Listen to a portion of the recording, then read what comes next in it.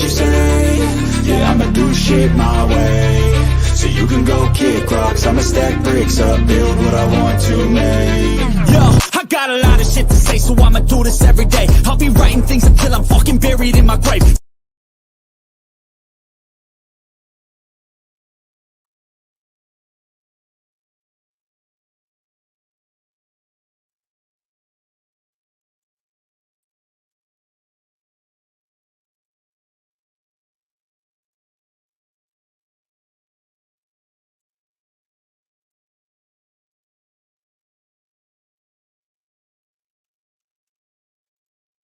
In this video, you're going to see the future.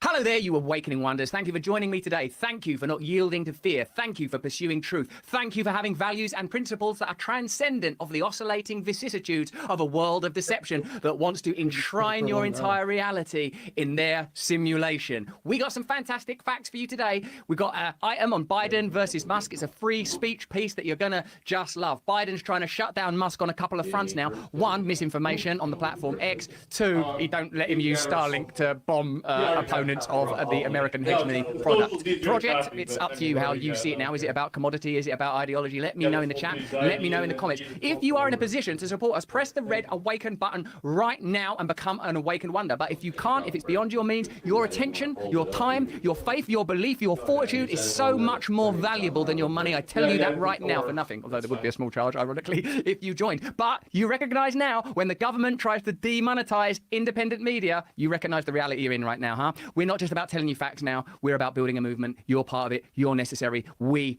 need you. We've got a fantastic guest for you today. We're going to be talking to Richard Hanania about populism, war, politics, and the new splinters and fractures that are appearing in our cultural space. I've spoken to him before. He's fascinating. You're going to love this conversation. Stay with us. For the first part, we'll be on a variety of platforms, but then we have to invite you to join us on Rumble. And if you can come even deeper into this movement, press the red awaken button, as I just mentioned. Let's have a look at who's in court today. Let's see who the legacy media and the state machinery have turned their weapons on today. Why? It's Donald Trump, just like on any other day. He's in court because of his fraud trial, and this gives him essentially a chance to communicate. In a minute, we're going to be talking about RFK and his announcement. That's pretty fascinating and exciting, isn't it? And then we're going to be talking about Chrystia Freeland, the Canadian minister whose name denies how many attachments to Nazis she may or may not have. Let's have a look at Trump orating, doing what he does best, saying sort of non sequitous, astonishing, baroque and garish stuff in court. Let's have a look at him. I think most people get it. People are getting it. I can tell you the voters getting it, because every time they give me a fake indictment, I go up in the polls, and that's never happened before. But this is a disgrace. It's astonishing to note that our loathing of the establishment is at such a mutual fever pitch now that the enemies of the establishment are de facto the friends of the people. Do you trust the legacy media? No. Do you trust the government? No. Do you trust the judiciary? No. Who do you trust? People that oppose that stuff? Right, good. So whatever you think about Donald Trump, the thing that I've come around to believing is if they don't want him in, he must be doing something right, because they're working pretty hard to keep this guy out of power. And what? Is it because of kindness? Is it because they worry that he might hurt someone's feelings? Yeah, I don't know that that's their priority anymore. What's that based on?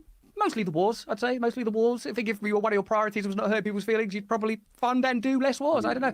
Let's see, though, how Donald Trump moves from making a significant point about the rise of populism and anti-establishmentism to sort of sharks. Built in 1840. Let's say your boat goes down, and I'm sitting on top of this big, powerful battery, and the boat's going down. Do I get electrocuted?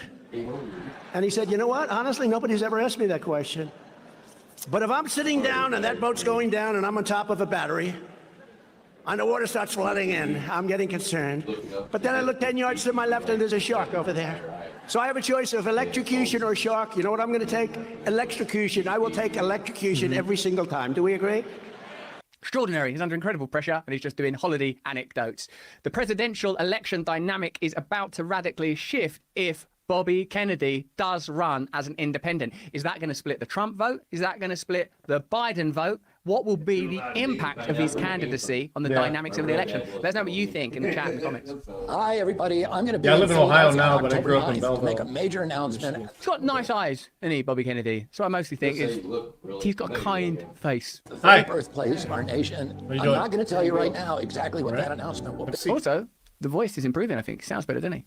I can say, though, that if you've been waiting to come to one of my public events, this will be the one to come to. All that, and he's apparently very good at pull-ups as well. Let's have a look at how the mainstream media I'll report. click it online. The news website Mediaite is reporting that RFK Jr. plans to announce he will run as an independent on October 9th in the state of Pennsylvania. Take this at face value. If the report is true, first off, you're sitting back going, whoa. That's a huge problem. Well, not for for the president. For President Biden. Biden. Listen, anytime you have more people in this race that folks have a choice on between Donald Trump and Joe Biden, it's problematic for Joe Biden. Donald Trump activated so many people. We saw the highest turnout election, excuse me, in 100 years, mostly because of Donald Trump, not because of Joe Biden in 2020. That was a reaction to Donald Trump. So, again, if you've got Cornel West running on a party line, if you've got Robert Kennedy running on a party line, that's problematic for Joe Biden. What about the idea maybe that some of his views, he had unfavorable ratings with Democrats, some of his views more aligned with Republicans, so maybe it could actually hurt Donald Trump, pull in that direction? I find something very hard to believe Trump voters right now voting for the son of Bobby Kennedy in American And plus, politics. those voters already have a home in the Libertarian Party.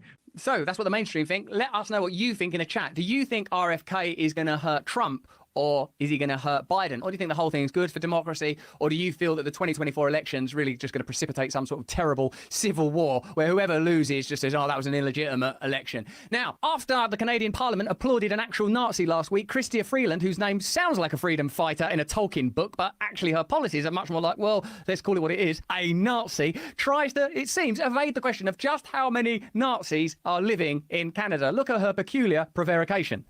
There are calls by B'nai B'rith to reopen a report by the Duchesne Commission so that Canadians can know Based on the hand movements, I'm thinking maybe there are 10 Nazis living in Canada. how many veterans who fought with the Nazis are here in our country. Will the government do so, and what is your response to that? That weird microphone move makes me think 50? 50 to 100 Nazis living in Canada? I think, let me just... The Monty Burns sort of 10-finger prayer hands, I'm now thinking, are there like thousands of Nazis just roaming all over? Are the Mounties actually Nazis? Did you change the word Nazi to the word Mount?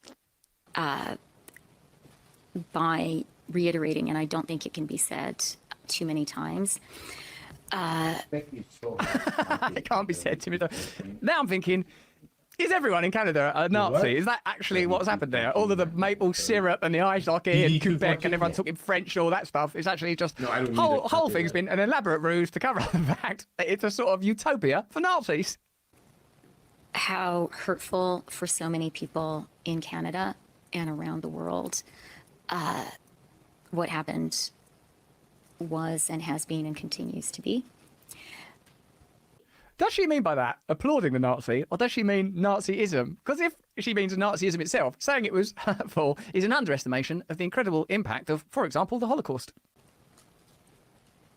As MPs, in our capacity as... She's very hesitant, isn't she? I mean, she wasn't this hesitant when it's like, hey, we think these truckers are Nazis. She'd go, well, what's that based on? Let's think for a minute, because we don't want to be guilty of condemning people as Nazis just because they temporarily oppose our hegemonic perspective. She was like, shut their bank accounts! That's like that, wasn't it? Straight away. She'd never see it. It's like she was on a quiz show called Shut That Bank Account. Shut that bank account! As MPs, in our capacity as MPs, it's important for appropriate next steps in the House to be taken, and I think that is our immediate focus. That doesn't require strategy and expertise. We're going to take some steps. By steps, do you mean not inviting Nazis into Parliament and then all standing up and clapping at Nazis? Listen, yeah, that is it, actually. Shut that bank account!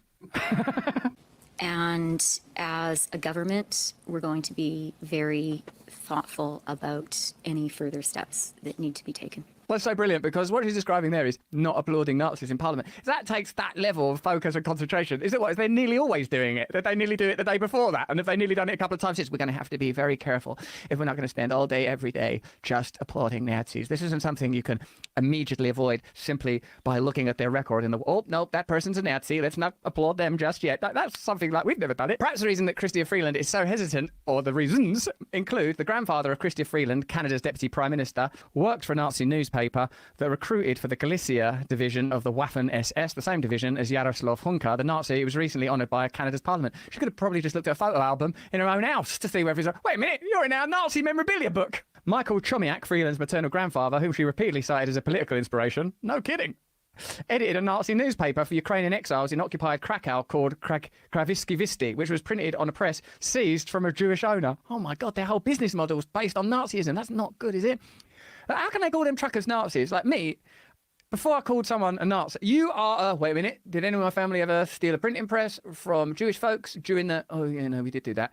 You are not a good person in a variety of ways, but I'm not going to use shorthand to describe how or why I think you're bad. At some point, Freeland decided it was politically useful to present the elder Chomiak as an avowed liberal Democrat and the most passionate of Cadian patriots. Look at him. I mean, he's very passionate now. His hands flinging up in the air. He's stamping his jack boots. I've never seen anyone more enthusiastic about democracy.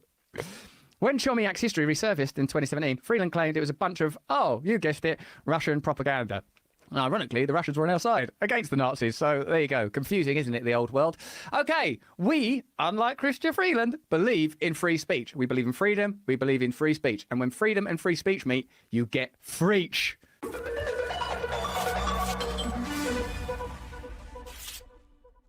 Here's some of your comments, and by God, have we missed you, you raw beauties, you loyal, incredible people. And this is a good opportunity if you want to support our work. Press the red button and join us. But remember, it's much more important that we have your alliance, your loyalty, than your money. But if you can afford both, give us it. This is from Emma Lemon. Amazing episode with Jimmy Dore. So much new information, Russell. Good on you for getting up and getting on. So proud. Thanks, Emma Lemon.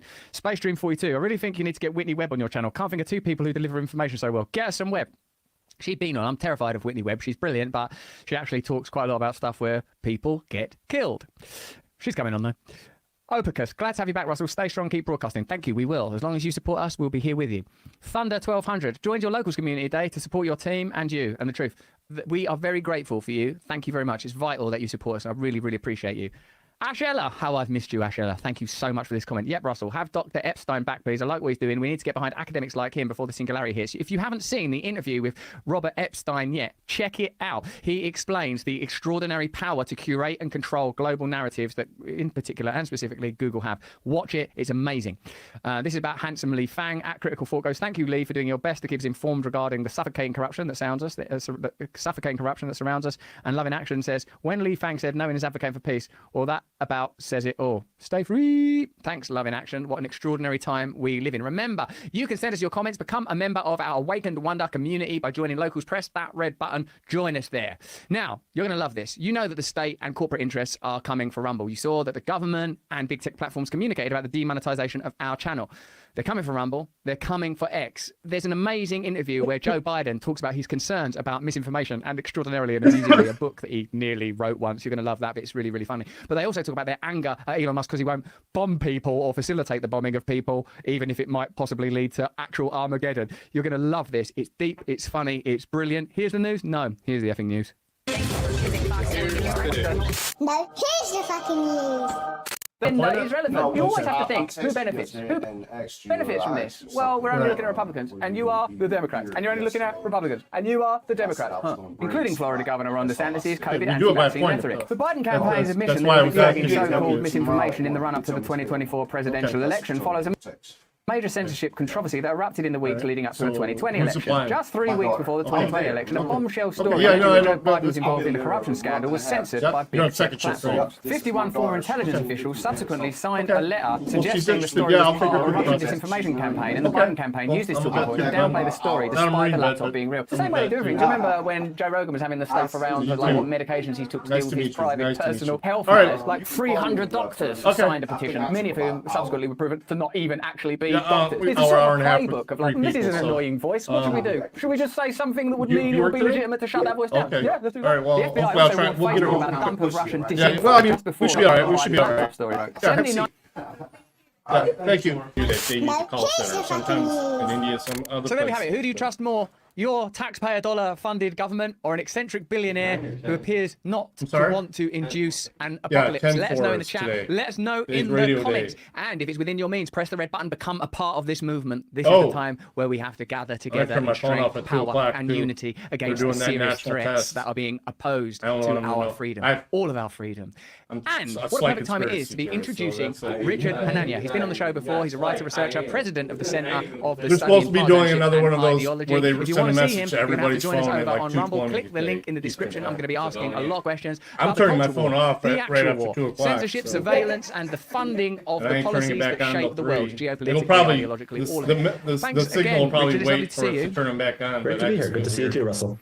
You've got a new book. This is that book. It's called The Origins of Woke, Civil Rights Law, Corporate America, and the Triumph of Identity Politics. I'm actually interested in this subject because of the, I have to say at this point, superficial connection between woke politics and compassion and kindness and values that I'm actually, broadly speaking, sympathetic towards. One might think at a glance that the woke movement is about permitting people to be who they are, being respectful of people's individual freedom and ability to identify how they want to, and therefore decentralizing power, allowing people more freedom of expression, which would include, of course, free speech, the ability to openly communicate and openly disagree. So tell me, mate, what is it that, in particular about the origins of woke, that, and what is your take on how I superficially described what wokeness probably believes itself to be? Yeah, that's it. You get at something important, Russell. And one of the things I stress in the book is, first of all, a lot of what we call wokeness today did come from the law. A lot of this stuff was requirements from government that said classify people by race, count the number of men and women you have, even down to what jokes you can tell in the workplace. They could be potentially subject to lawsuits, how men and women can flirt, what words you can use, how you'd have to walk on eggshells on racial issues. The HR industry in the 1960s and 70s really takes off in response to civil rights law because you needed a full-time cadre of managers just to comply with the law, just to know what you were allowed and not allowed to do.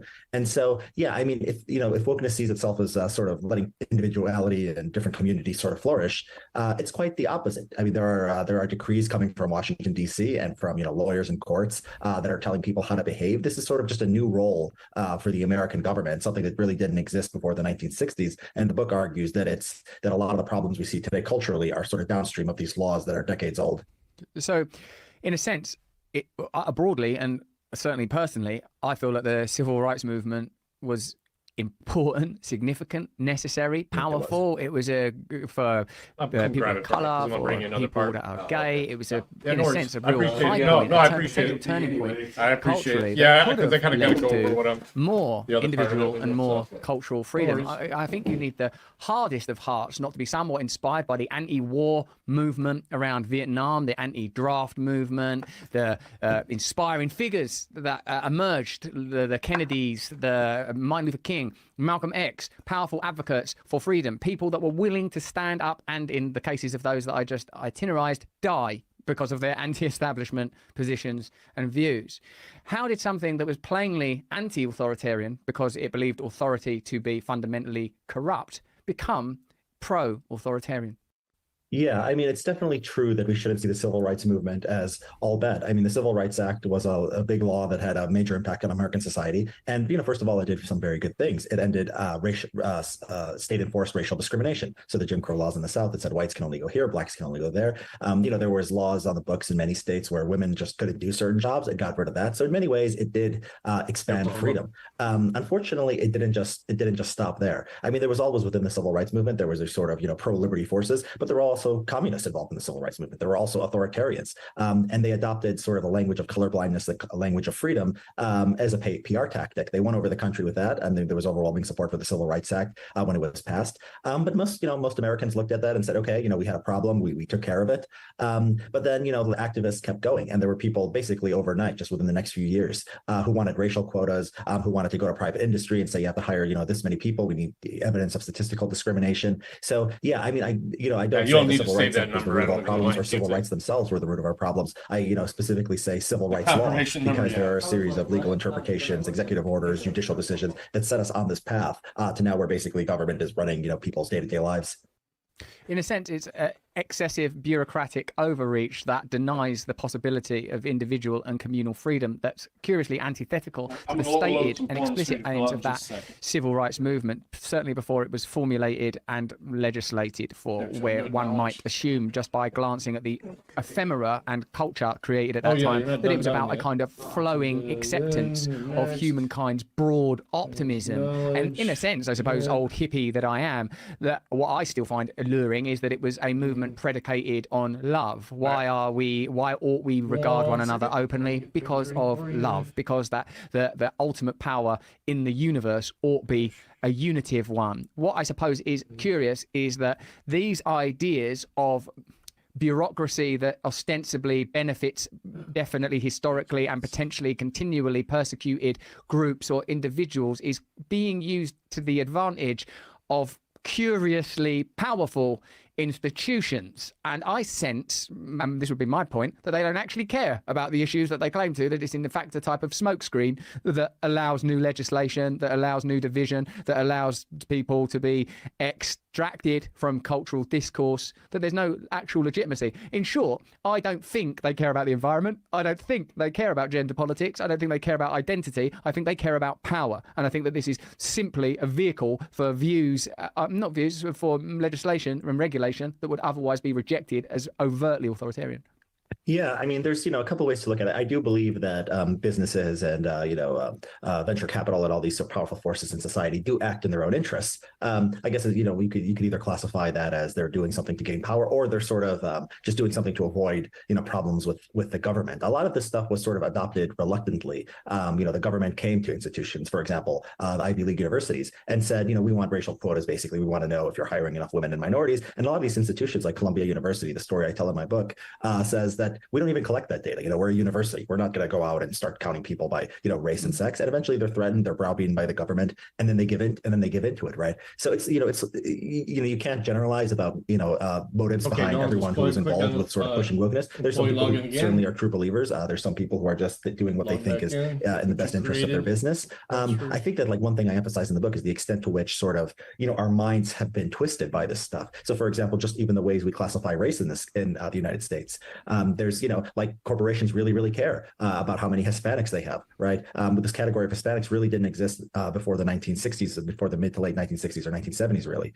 You could see that in sort of use in the English language. The word Hispanic, Latino almost didn't exist, right? They don't care about, number of Catholics versus number of Protestants versus number of Jews versus number of atheists, because they don't collect the religious data. You could have imagined, an alternative universe civil rights regime, which was obsessed with religion rather than race. Some countries are, a lot more obsessed with religion and public policy than we are. But just we became obsessed with race, and even the ways we classify race and even the ways we think about race, it becomes real. I mean, some people develop identities based on how government classified them.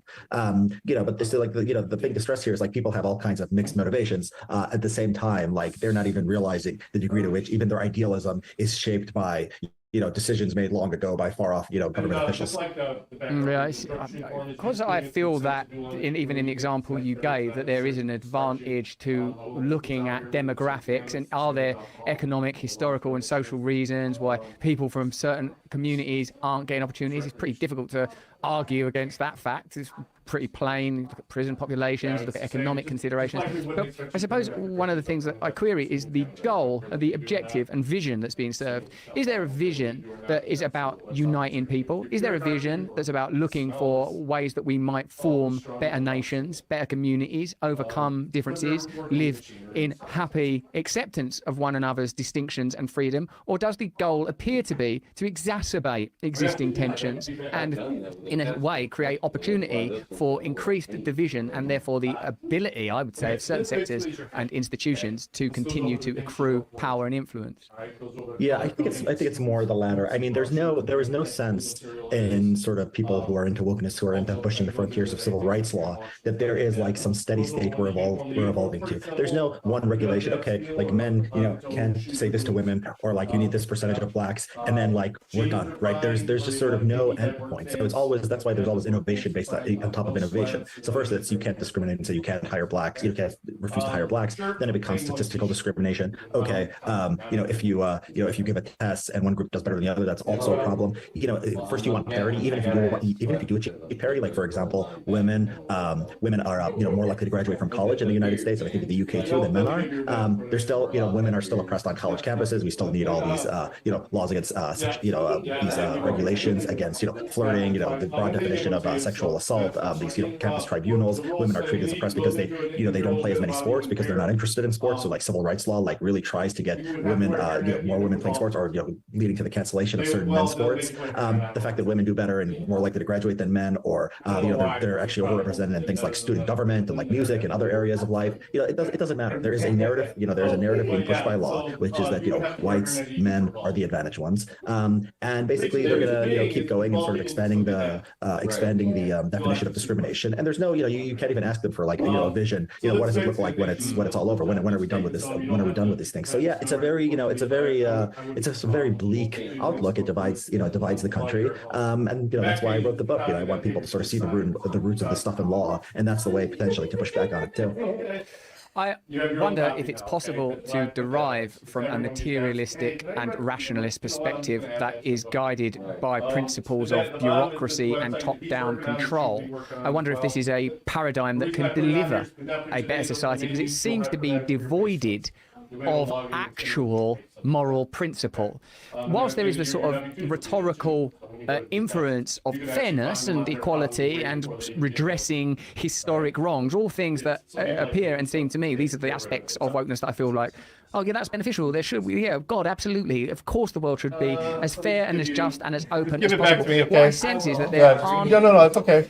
spiritual principles at the core of perhaps either wokeness or anti-wokeness. What concerns me is that there isn't I didn't even print it out. What's the prognosis? And I recognise that this is what your book is in part about. We're going to need it for your folder anyway. In a way, so what is it in human evolution that tells us that we should be living in centrally organised communities of 300 million people trying to bustle along according to a set of ideals that are plainly now no longer applicable? Let me take it to a sort of very obvious and macro argument that, in 2024, will it be Trump versus Biden? Will it be Gavin Newsom versus Vivek Ramaswamy? Who knows? But it's very difficult to envisage a election where on the day after there is a happy and mutual celebration of a democracy's job well done. It's likely to be, you stole the election, it was Russian interference. No, you stole the election, it was because of faulty voting machine.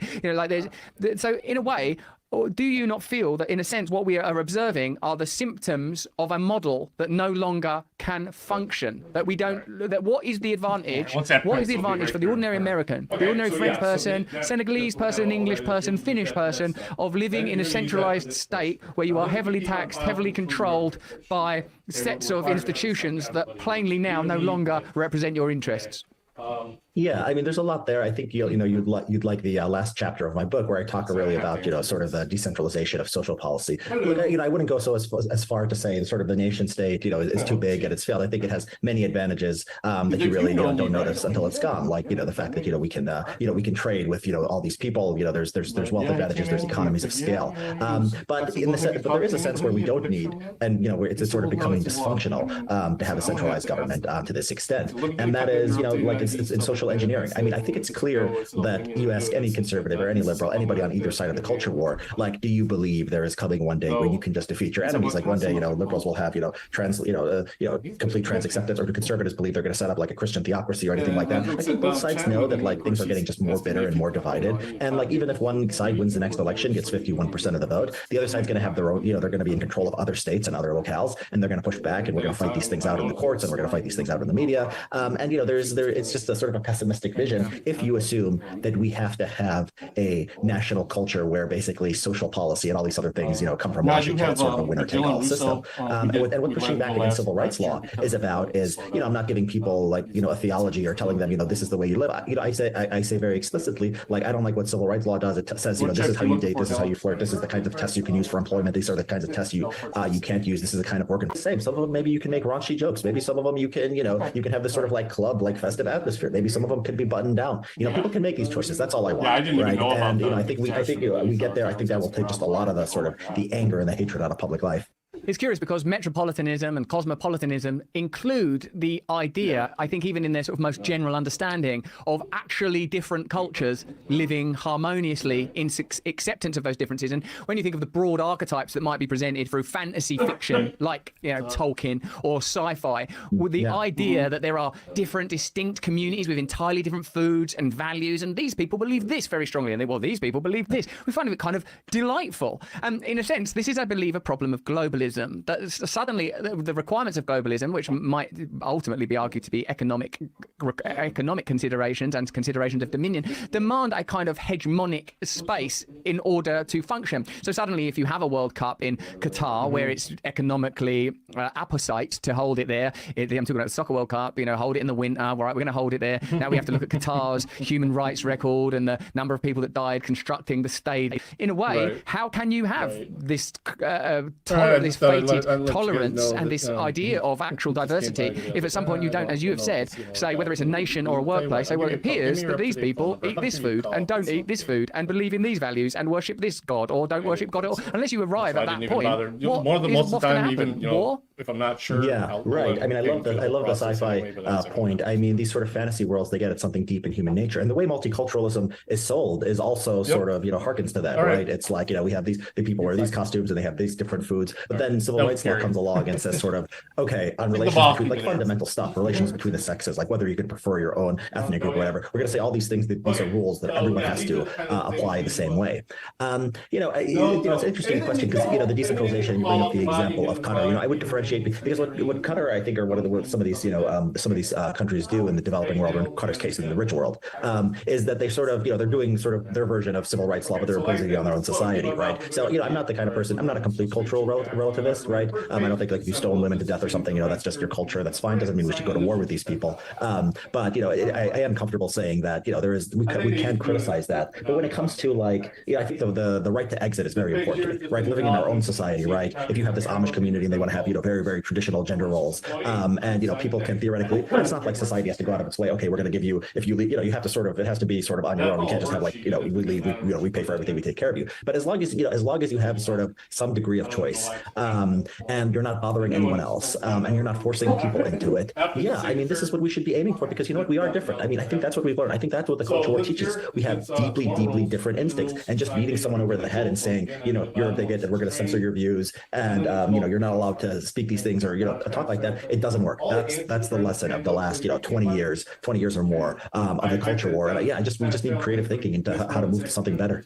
In a way, it suggests to me, and this sort of helps us conveniently, almost like I know what I'm doing for a living, segue into another aspect of your writing and your purview. It seems to me that what is required is something that I was discussing when I was recently in the United States, and I went on shows like Ben Shapiro's, who's obviously sort of orthodox in his religious perspective and conservative in his social views, and Tucker Carlson, who again seems to me just to be sort of an ultra kind of liberal man with a sort of spiritual perspective of anything on social issues. I don't even know why the state. What I said to them both was, would you be, and do you advocate for social systems? I really don't understand why they want your life Richard, no one should be held in a community they don't want to be in, obviously, where if you take the views that you most organise around, and say an obvious one being their position on pro-life and pro-choice, in particular with Ben Shapiro, said would you be willing to advocate for decentralised power, community democracy, and almost be on a platform with people that were pro-choice, even though he's sort of avowedly pro-life, if you recognise that what you ultimately would have is, when it comes to sort of cultural, social issues, is democracy, the ability to determine locally as possible what the policies would be. I recognise there are sort of points where that might become an issue, because gosh, I guess any of us would want some sort of intervention in the advent of a child being at risk or in danger, or anyone being at risk or in danger. But I suppose we have laws for child abuse and violence. Those laws are already in place, and I guess in a sense we've already tackled that. But what I feel like I'm trying to say, mate, is that you have to maximise democracy and let go of the idea that there's going to be some sort of central ideology that's going to be imposed on people. Otherwise, you're in some forever war. And it seems that forever wars, whether they're military or cultural, are advantageous to elites. So that's a sort of something I'm going to leave on the table. But are you willing, for example, with your most sort of cherished beliefs, to say, I fully accept that elsewhere, people may oppose them and choose to vote against them? Yeah, I mean, I understand that my preferences are not everyone's preferences, and I understand that there's going to be different communities that adopt different things. I also believe, one of the things about this is that I believe my ideas are right. So I believe that when you have freedom, you can sort of learn from history, right?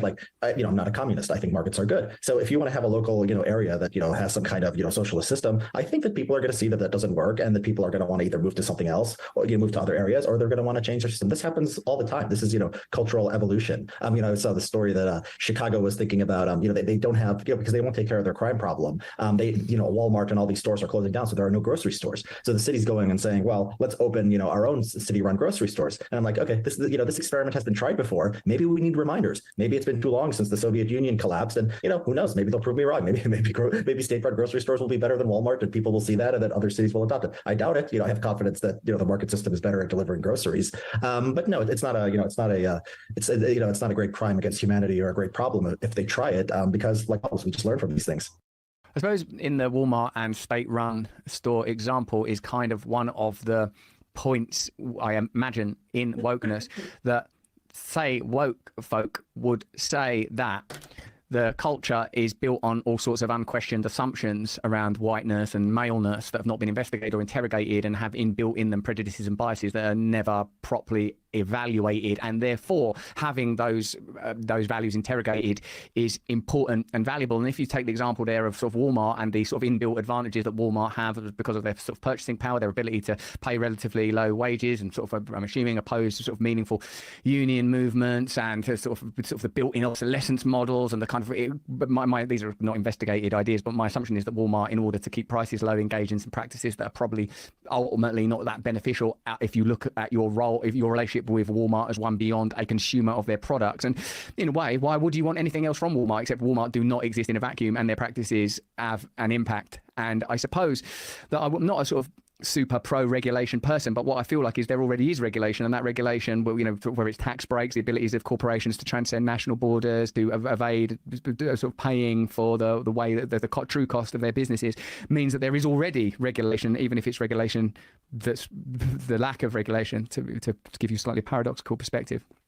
Yeah, I think we've come sort of full circle. I think this goes back to what I was saying at the beginning, in that like there are advantages of the nation state. We might disagree on the specifics of like what regulation Walmart, what are the good tax rates, what are the good regulations to deal with externalities which any big business will inflict on society. We can discuss these things. This is why I think we can't just be completely anarcho-capitalist, utopian, abolish the state. We're going to need the state for some things. We're going to need something even as big as the United States of America. We'll even need a global system. We'll need international treaties and organizations. But the stuff, by God, the stuff that really doesn't affect other people, the flirting, the friendships, the, like who you associate with, what kind of environment you have at work, just leave people alone. And, our world will be a lot more peaceful. Certainly, I feel like that. Most people want to be left alone. Most people want to be left alone. There's a kind of weariness, I sense, like feeling like having zeal and evangelism in secular spaces when there are no deep principles that undergird the zeal that you might expect to find in a religious environment is odd. It's like it's unbalanced, and certainly something that I'm sort of aware of. Mate, what's your point with the populism there? Do you feel like sort of because I was reading one of your Substack articles and enjoying it, and it seemed that sort of what you're saying is that many people have kind of almost frivolously downloaded perspectives that they've acquired from the sort of the dispenser of political perspective, like whether that's a legacy media outlet or some online outlet, and they've just sort of acquired, this is what I believe in, and it's not been investigated correctly. And what is your point about populism? Because I've sort of seen advantages myself in populism, and I was thinking about when I saw Steve Bannon some years ago say, the future is going to be populist. All we're discussing now is whether it's left or right wing populism that succeeds. Is it going to be a kind of Sanders or whatever the next iteration of that type of leftism, if it can be even called that, or is it going to be sort of like a Brexit Trump type right wing progressivism? What's your thoughts on that then? Yeah, unquestionably what you're getting at. There are healthy aspects to populism. I think populism is unavoidable in a sort of mass democracy with communications technology, and we're not going to a dictatorship or a monarchy or anything anytime soon. So it's going to be there. It's going to be part of our world. It should be channeled in the right direction. I think during COVID, I think we, I'm sure you agree, a lot of the experts just went crazy, and a lot of the populist backlash was just like people didn't have the most sophisticated ideas about epidemiology or the disease, but they saw that like people were the government was really interfering with their lives, and they pushed back and they said no, less of this. And you don't have that. I think you have something like China where they did zero COVID for years and years, and they finally, when protests came years later, they stopped locking people in their houses whenever there was, a small outbreak. So, I'm glad we have a democracy. I'm glad we have some degree of populism that people push back on that, and at least limited how long it was. But my point about populism making people's worse is I think that like what a lot of populists do, and this is this is for the right and the left, they really there is an elite, there's a sort of elite thing where you can have this elitist perspective where people shouldn't have any opinions or any information, and they're better should just sort of run their lives. There is sort of like another end of the spectrum spectrum where you go to the masses and you say you should become super politicized and like your politics should be part of your identity. And both sides will, and it's actually divisive, but both sides will pretend like, they speak for the people. So like you have, the right-wing populists who think everyone agrees with them on, transgender issues and critical race theory, which is not true. Like they want to ban this stuff. It's going to have like a huge, impact. You have the left-wing populists who think everyone wants sort of, socialist economics and to fight the elites, which is also not true. A lot of people are horrified by these things. And that's fine. People have different opinions. I think that when you take these sort of narrow positions and then you claim that like, you are speaking for the people and like, it often doesn't leave room for like, okay, let's compartmentalize our politics. You think this or you think, I think that on the economics. But, my politics is not the main thing of who I am. It sort of is for me because, I do this for a living. But for 99% of people, their politics is a very small part of their life. And, and people who have different values, as long as they're not talking about the 2020 election was stolen or the vaccine or something like that, they can just get along and they can have healthy relationships. I don't think it's a coincidence that, these products in the charts were like, they don't want any peanut products at all. Because they actually, they actually put that in on their box. Person, even drinking, getting into when they say that it's a peanut-free facility on their box, down in the last 30 years. Because I guess, a lot of the younger generation, interest in politics has sort of become more intense over that time period. And I don't think that's a coincidence. I think it's become sort of a substitute for life, for relationships, for, work, for accomplishing things in your life, for starting families, for having kids, to having meaningful friendships. That's actually the question. I'm generalizing too much to answer that question. They prefer that you don't wear them to and from work. Central to who people are. And that's what I'm arguing against. Or you can carry them home, but yeah, they just, for contamination reasons, they don't want you. That's become an expert in one of the most commonly missed questions. Whatever. It was a kind of a response to, as you've indicated. Well, no. To that's what's silly about it is they don't care that you bring in boots that have been used before. It's not necessarily an. They just don't want you wearing to and from work on a daily basis. This curious polarity that exists between very atomized and individualized lives, where actually your role really is to fulfill some economic obligations, generally speaking, in a job that you wouldn't do if you didn't have to. And then sort of being an online commentator or a conversational pundit participant in cultural issues, rather than what might be a meaningful type of political engagement for an average person, including myself, is how am I involved in the organisation of my community and my family? What's my role and what's my purpose? And I sometimes take recourse to, for hundreds of thousands of years, from the pre-agricultural incarnation of our kind, we lived necessarily harmoniously in groups of 30 to 100 people, where it was explicit to the point where it needn't be stated that our survival was tethered to cooperation with one another, that our relationship to our environment was evident through and necessary for our survival, whether that's through hunting or gathering or small-scale agriculture. And I feel that, of course, I'm not proposing some arcane Rousseauian bounce back to some Neolithic version of life. I am so grateful for technology and for medicine and for all of the it actually goes into an animal feed container. We're looking at this kind of hardware of a human being and the kind of cultural groups that we might form. I feel like, are we not neglecting millennia of evidence of like people having to strip the bags in the organisation of their lives? And when people are totally disenfranchised, just sloshing about in some nihilistic, this week we really care about Ukraine. That's over now. We care about this week. Right now you've got to have an opinion on this. Now this is what we're doing. Well, what the fuck's it got to do with me? I don't even live in this world. It's abstract. We live in this community. These are the 75 relationships that I can fucking handle. These are the resources, and everything's become so needlessly translocated in elsewhere that you're irrelevant and increasingly likely to be irrelevant as culture becomes more and more technologized to the point where we're just redundant little pods that get shit food pumped in one end and then which is silly because you would think you should drop the bag of chips on the floor. There's no actual. Who are you in your life? How are you participating in your life? What is your value? Not some impersonation of a life, but a life that has meaning, Yeah, I mean, the outdated hardware problem, that you point to is real. It's a sort of consequence, a natural consequence of sort of technological advancement. I mean, and, it's, like you can't, you have to resist the temptation to say, we can only go back just because it's not possible. I mean, it's clear people want the modern science, the modern medicine, and, modern technology. Those small groups where, 60 people your whole lives, you can imagine that can be very suffocating. Some people like to move to the big city, where they, they can sort of start over. They can have new relationships. They're not, limited by their reputation or what's happened in the past. And so, I mean, there is there has to be a way to sort of balance these things. And there has to be a way to sort of, not, some groups do reject technology. I mean, you have the Amish and stuff. I mean, but they're, a small minority, and it'll be a very small number of people who will ever do that. The rest of us have to sort of, hopefully use the tools of technology to maybe create something more consistent.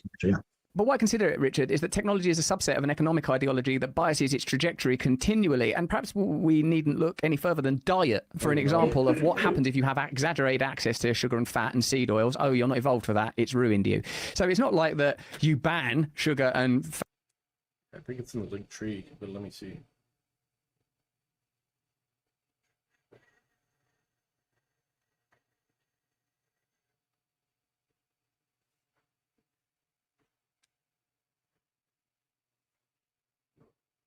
Yeah, come grab that in just a sec. Thank you.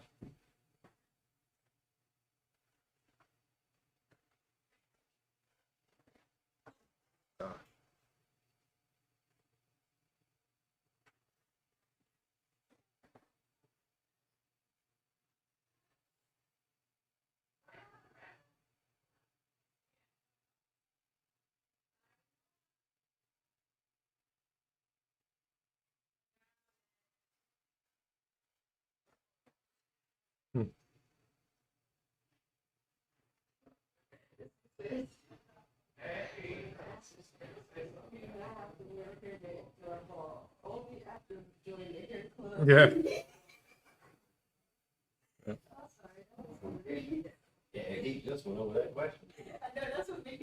That's why I do it, because most people will actually miss that because they're like, why would you have to wear one if you're bald? But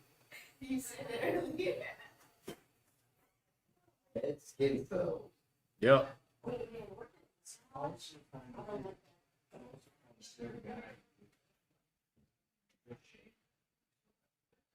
Oh, that's you got loose hair and still falling off. Fat, you just tell people you're not evolved for that, and if you want to live in a metropolis or live entirely a life online, you are out of step with what your hardware is, and you're likely to suffer severe psychological consequences. And we are going to create models that are, without like suddenly pretending that, you know, Alexander Graham Bell and Logie Baird were never born, we're going to build communities that use technology, but we are not used by that technology. The technology is a tool for furthering our culture. And when we look at some of the unqueried myths of our time, i.e. progressivism, which I believe because of the false markers of technology and medicine, we consider that we are continually, oh, look, we're off into space. Oh my God, there's a vaccine for that and a tablet for that. Well, actually, elsewhere, we are atrophying and perhaps receding. You know, that this is perhaps a kind of dark age, that we're not in connection with subtler ideas that are not so easy to materialistically appreciate. And I think that to sort of just, like, you know, your example of a metropolis is a good one, I think, because I think that you could say, of course, who hasn't been drunk on life in New Orleans or Manhattan or giddy in Berlin, and the sort of what can be offered, the entertainment, the sort of mad and pleasurable cataclysm of the city is a joy, of course. But I feel that the carnival is something that human beings have always tended towards, temporary stepping out of the being in step and harmony with what we are evolved for. Again, actually, mate, you know, to refer to some earlier parts of our conversation, it's not something that I would imagine being imposed from the top down. You lot, buttons are banned and you're going to wear this wide brimmed hat. You know, like it's more like one of the reasons you might be suffering, the same way that people like if you eat sugar the whole time now, you know that it's likely to be detrimental. And I wonder if there are behavioural components that might be similar to that.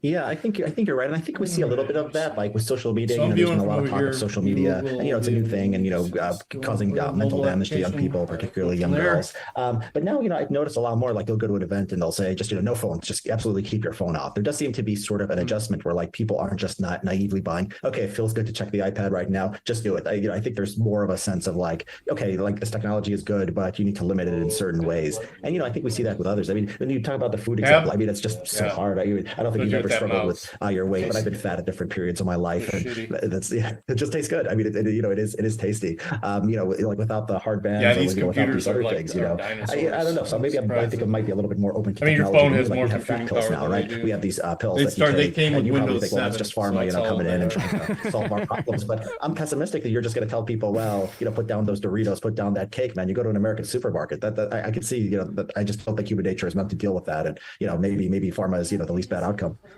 Yeah, that's, mate, we could talk for a long time. I find you really easy to talk to and enjoyable to communicate with. Thank you, Richard. It's brilliant to talk to you again. This is Richard's book. Thank you, man. The Origins of Woke. It's available now. We'll post a link to that in the description. Also, you can follow Richard's writing on Substack as well. I was referencing some of those articles in our conversation just then. Thanks for joining us, Richard. I'll see you again soon, I hope.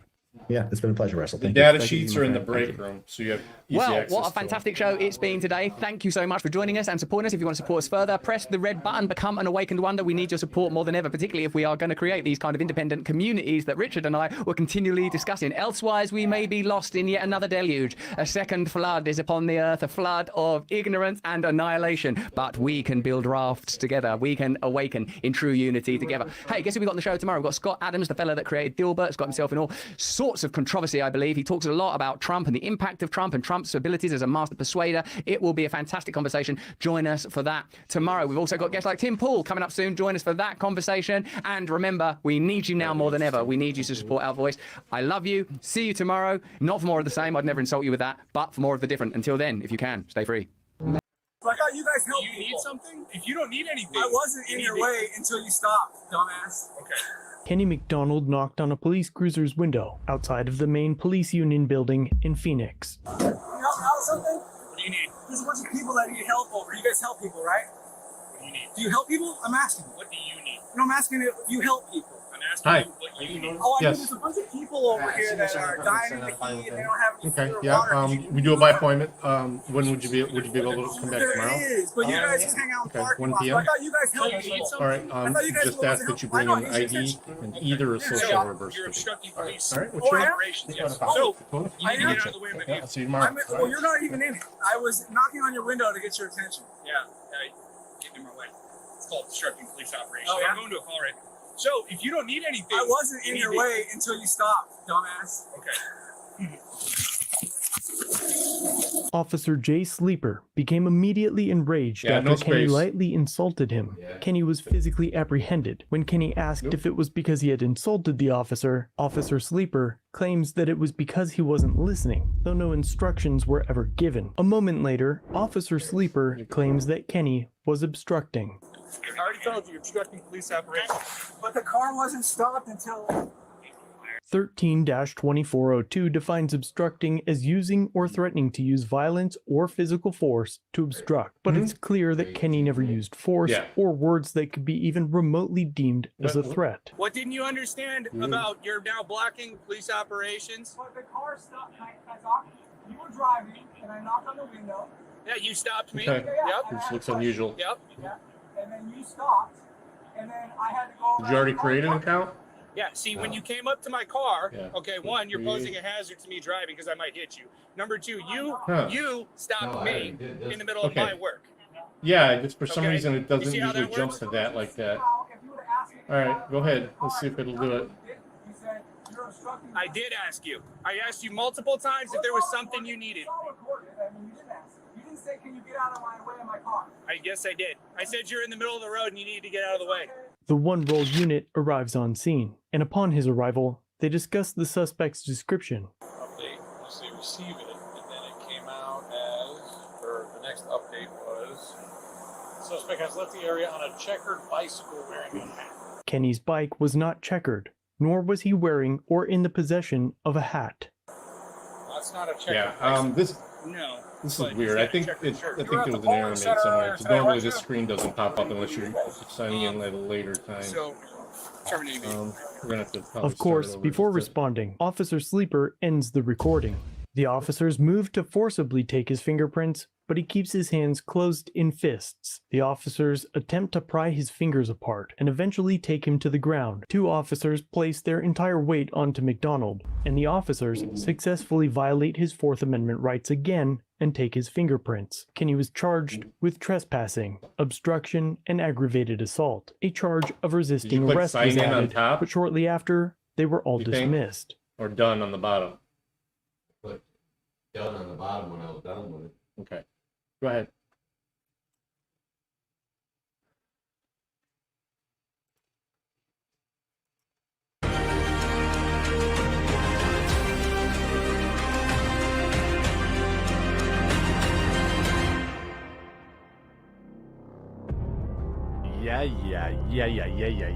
Yeah.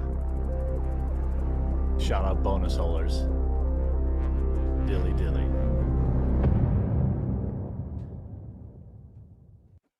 What I think it's is 4th, by the way. going That's on, okay. everybody? That's on okay. this I'm just gonna put the same day you wrote, wonderful just so it doesn't look Wednesday weird. morning, afternoon. I could not Well, remember. it's Need your actually initials in there. technically exactly noon. Yep. Ish. I hope you're having a wonderful day. Lots going on. No, that In that the means the world. browser's going to remember what you put in. You don't want it to do that. I don't know if you heard about this. Yeah. Let's say click continue. There was actually a mass shooting yesterday. You might have missed Okay, the it says you already have an coverage. account. Okay, let's check that.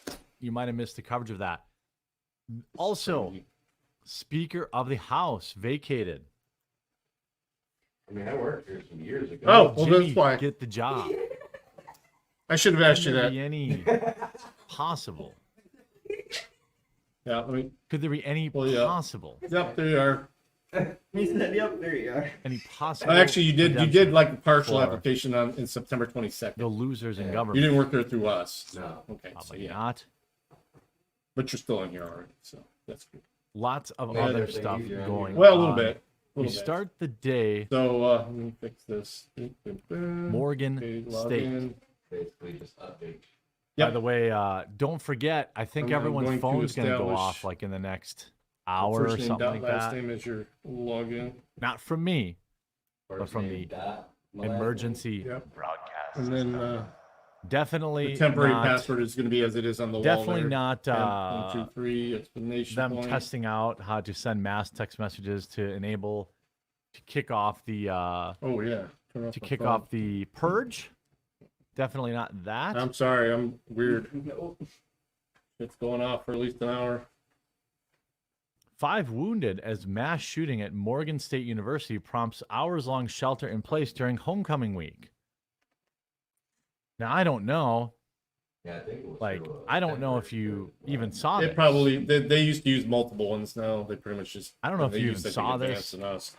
But have only any when idea we're that not it able to happened, but produce it enough did. people. 4 students and another person were I've got all about wounded 50 when people working gunfire over erupted there. outside a crowded homecoming event Between the two. at Morgan State University in Baltimore. Sent students on a dash for cover And and a then SWAT usually team into a once dorm to they hunt figure for out all the incentives suspects that we do for as the folks, they nation's end up gun spreading violence it. epidemic. And what struck sucks is that I yet can't just another take American people from campus. other- I'm pretty sure I just saw I've somebody had get them stabbed approach on me like, social "Hey, I'm here media. through That wasn't advance. a I want to gun, work with was it? you. You'll have to quit and reapply because It's not a I gun mean, epidemic, I wouldn't it's want a other crime companies doing that to epidemic. me. So that's why I was like, I always have, I have some ethics anyway. Hours after the Tuesday evening attack, police no longer believed it was an active shooter situation, though they hadn't found a single suspect Non-compete and are still clause. investigating. Then I would Shocking. go with another company if they offered me more money. Yeah, it's called a non-compete. The shooting likely stemmed from a dispute between 2 small groups. One individual was the target of 2 individuals who had guns. We don't believe that individual was even hit, Worley said. We believe the 5 victims who were struck were unintended targets. That's awesome, Dirty.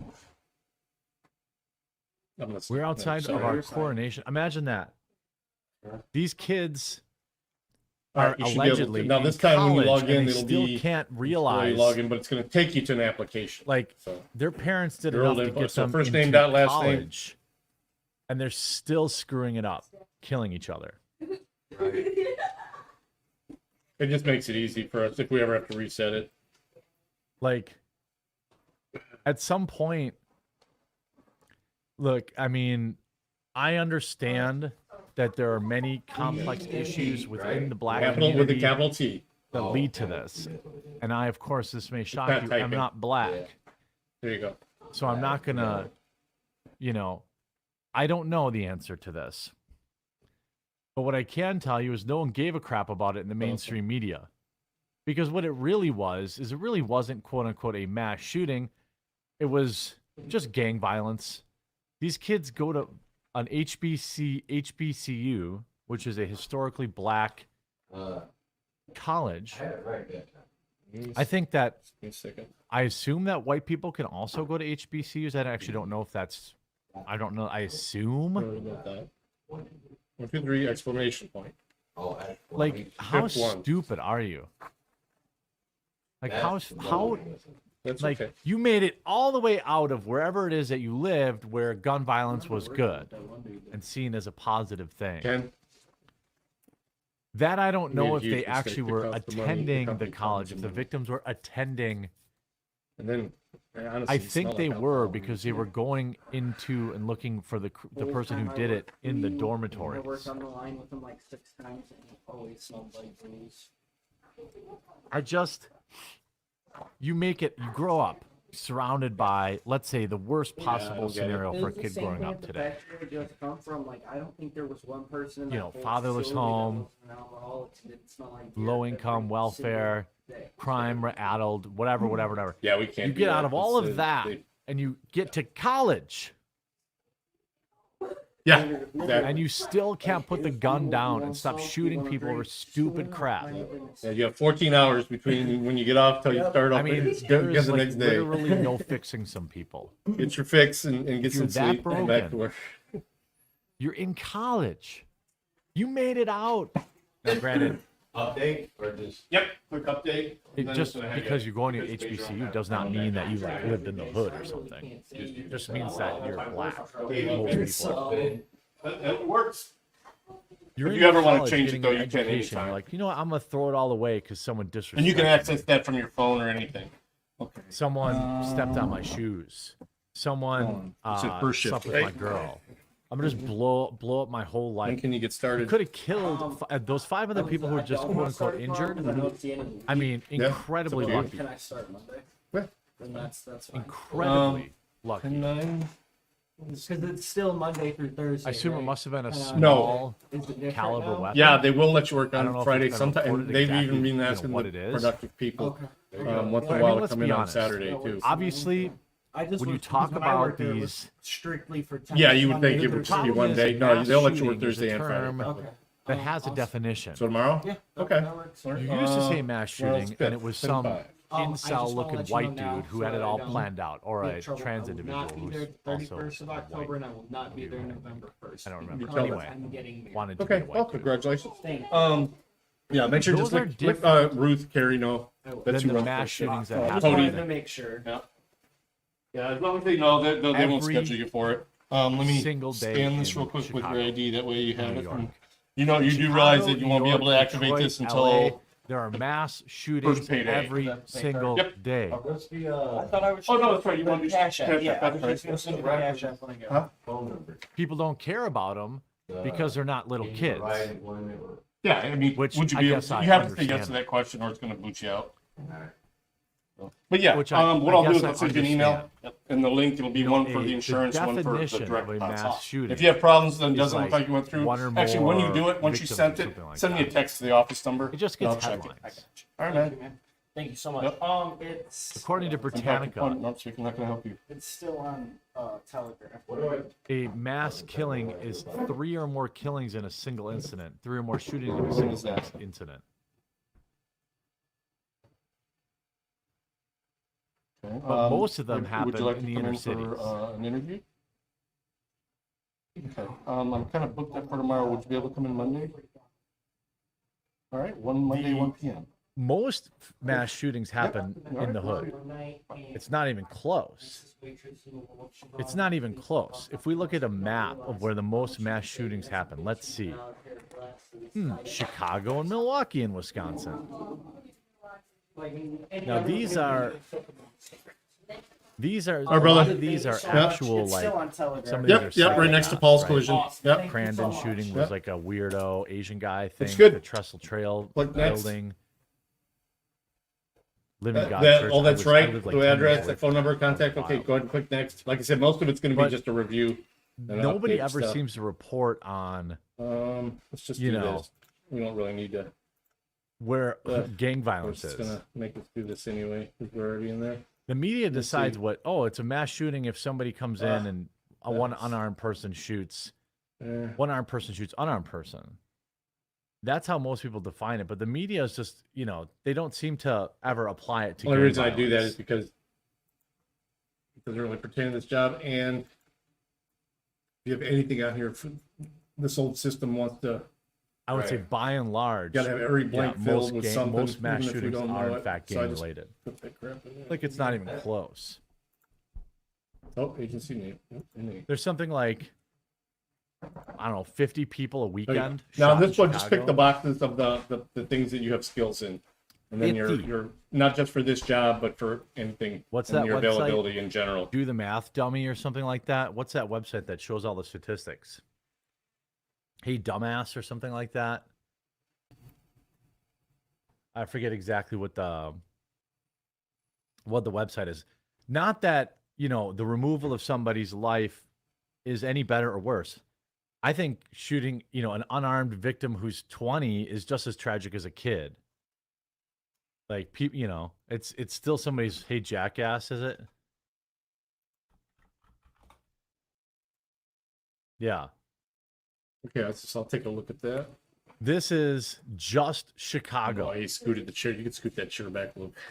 In 4 days, You actually, in no, you 3 keep the full handle. days. Oh, sorry. In October, there have been 40 people shot. Hmm?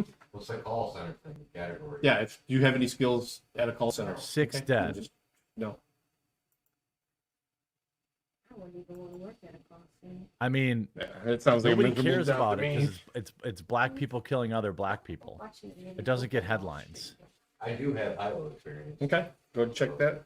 I happen to not want black people to die. No, just experience, because the I way don't want them- in I Michigan want this anyway, to stop. Year to there's date, no it's an October, state-sponsored there have been certification. It's every site 2,400 will people certify shot you. in Chicago. So we go by alone. experience, and they'll test you and stuff like that. 500 if you- murders. You think you want to do that?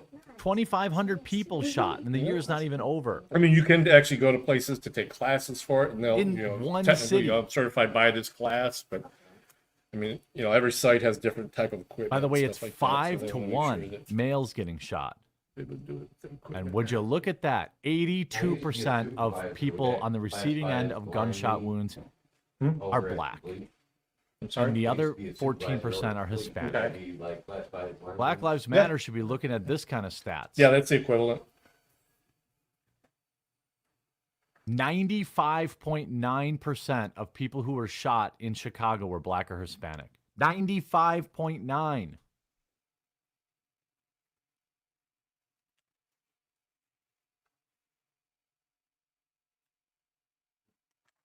It's wild. The data sheets are in the break room, so you have access to them. I knew I was going to get that one wrong. Round And everybody 100 misses the blue brush question. 'Cause it's kind of a 100,726 trick rounds question. detected. The blue brush is for the machines, but the conveyor belt itself is considered a food contact surface. In Chicago. So no blue brush on that. It'd be white or green, depending on if it's It's an so allergen or wild not. to me. Okay. I missed that one too when they first. I mean, I know a lot of people are trapped there. I was contemplating on They don't have the those, financial means to just leave. Okay. But holy shnikes, That's all I right. would never choose to live there. Maybe just reread it, misread. It says you I are would never authorized to choose to clean live up in blood any or 10-day wound if Baltimore. you are not trained. I said yes. Yikes. No. It's okay. Okay. You're not authorized to do that. Sorry, I was not. No worries. The only other one was the What's it over under? I mean, you only missed Trier says, Jeremy, don't you realize that black lives So you're only good. matter when a white cop is doing the killing? So not bad. Yeah. I'd prefer that don't happen too, you know? Definitely. Thank you. And then I mean, let's I see just if don't can understand, reach like, on there, but we're good Black for right Lives now. Matter, So, like- while we're waiting, Yeah, what I actually shift were think you they interested do. in? I would Second rather shift. 500 of them didn't Now, get I know killed a she year in just Chicago I was just alone. talking to Carrie, and she's like put together You know, the some only names. She way goes, to "But actually I fix can't- that she is doesn't to want to set increase any police. dates for any more second shift until Nobody she cares, gets back though. to me. But we'll have you ready. Nobody cares. Yeah, make sure you answer that. Here, yeah, that's right. I care. Make sure you yes. Just put yes. A perfect transition. I just prefer. Yeah, you're good. You're good. You don't even need to elaborate on that. That's fine. All right. Oops. No, I get Yesterday, it. something very bad happened. Go ahead and answer those. At a university. It is, of course, you probably missed the story. You probably missed it. I'm sure it's trending on Twitter now. I'm sure Yeah, lots we'll of have some journalists time. are Like I said, it's talking probably about going to be it. at I'm least sure a it's week or so before all they're going to over let TV. us start any more second shift. But you know, last night there was a incident Second, yeah, that's fine. at a university. Yeah, I already have in two that are which kind of waiting. Well, I they don't believe know that yet, 5 but they haven't even people. They need their steel received toes, so they're going to call me unwarranted back. So ventilation and yep, unrequested down here. ventilation. Next. None of which you know, And then I'm gonna load some apparently forms were for the you to fill quote-unquote out. Gary. target. Now, you may have missed the reporting on this yes. because Yep. the, you know, of it It's happened. gonna look at an different when you log back in. HBCU, Just give me a moment. And the media never covers. The media only cares about these type What of was your situations MLS? when they can race bait off of it. Okay. I happen to think that it's always tragic when lives are Mhm. lost, and I don't care what That's color good of for skin this they are, job. but the media does. The media doesn't actually want to report on it. And last night, Fox News got expertly culture jammed, is the correct terminology. But many people would call it trolled. The Baba Booey of modern era by Mark Dice. Shout out Mark Dice. I really enjoy Mark. He's a very nice guy. He's always been kind to me. So there was an incident that happened last night, and he took the opportunity to call in as Tyrone. Now, I thought that was a risky name choice, but in this phone call clip, All right, in go and from click on employee login and log back in. I just want to play a little bit of it and give Mark his credit. And we've got Tyrone on the phone with us now. Tyrone, when you say poker game, what exactly happened? What transpired?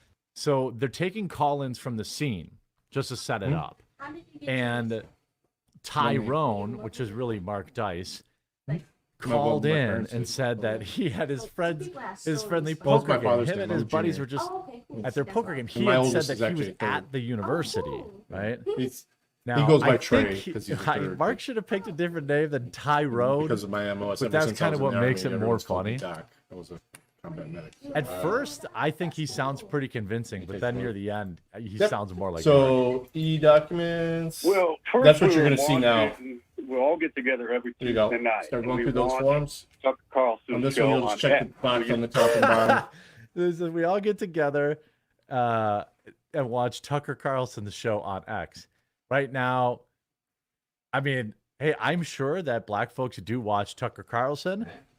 But I'm going to guess that the Spidey senses are going off over at Fox now. Used to watch him on Fox News. Obviously, he's not there no more. And still being the most credible guy in the media in America, we always get together to watch Tucker Carlson. And I think he's doing probably better now that he's not with Fox News because the corporate media always controls what the teleprompter readers are able to say. And now that he doesn't Thank you, have Tyrone. that hand, Thank you, Tyrone. Can we maybe we can work to get Don back on the phone, Tracy? We can get that clearly. That was not a student at Morgan State University. So I guess the mode of operandum is just to let it play through and then go back and look at individual things here. Fired. Well, first we were watching. We all get together every Tuesday night, and we watch Tucker Carlson's show on X. We used to watch him on Fox News. Obviously, he's not there no more, and still being the most credible guy in the media. So he brings up, you know, obviously need to hear us many chat. people believe, as well as I do, that Fox News ousted Tucker Carlson for his opinions on the U.S. government. That's not mine. Ukraine. Mine's off. Oh shit! Some of I his watched opinions what I on was. jab. That happens to be my opinion too. Other people say that Rupert Murdoch wanted him gone because his wife liked him too much. All this kind of stuff.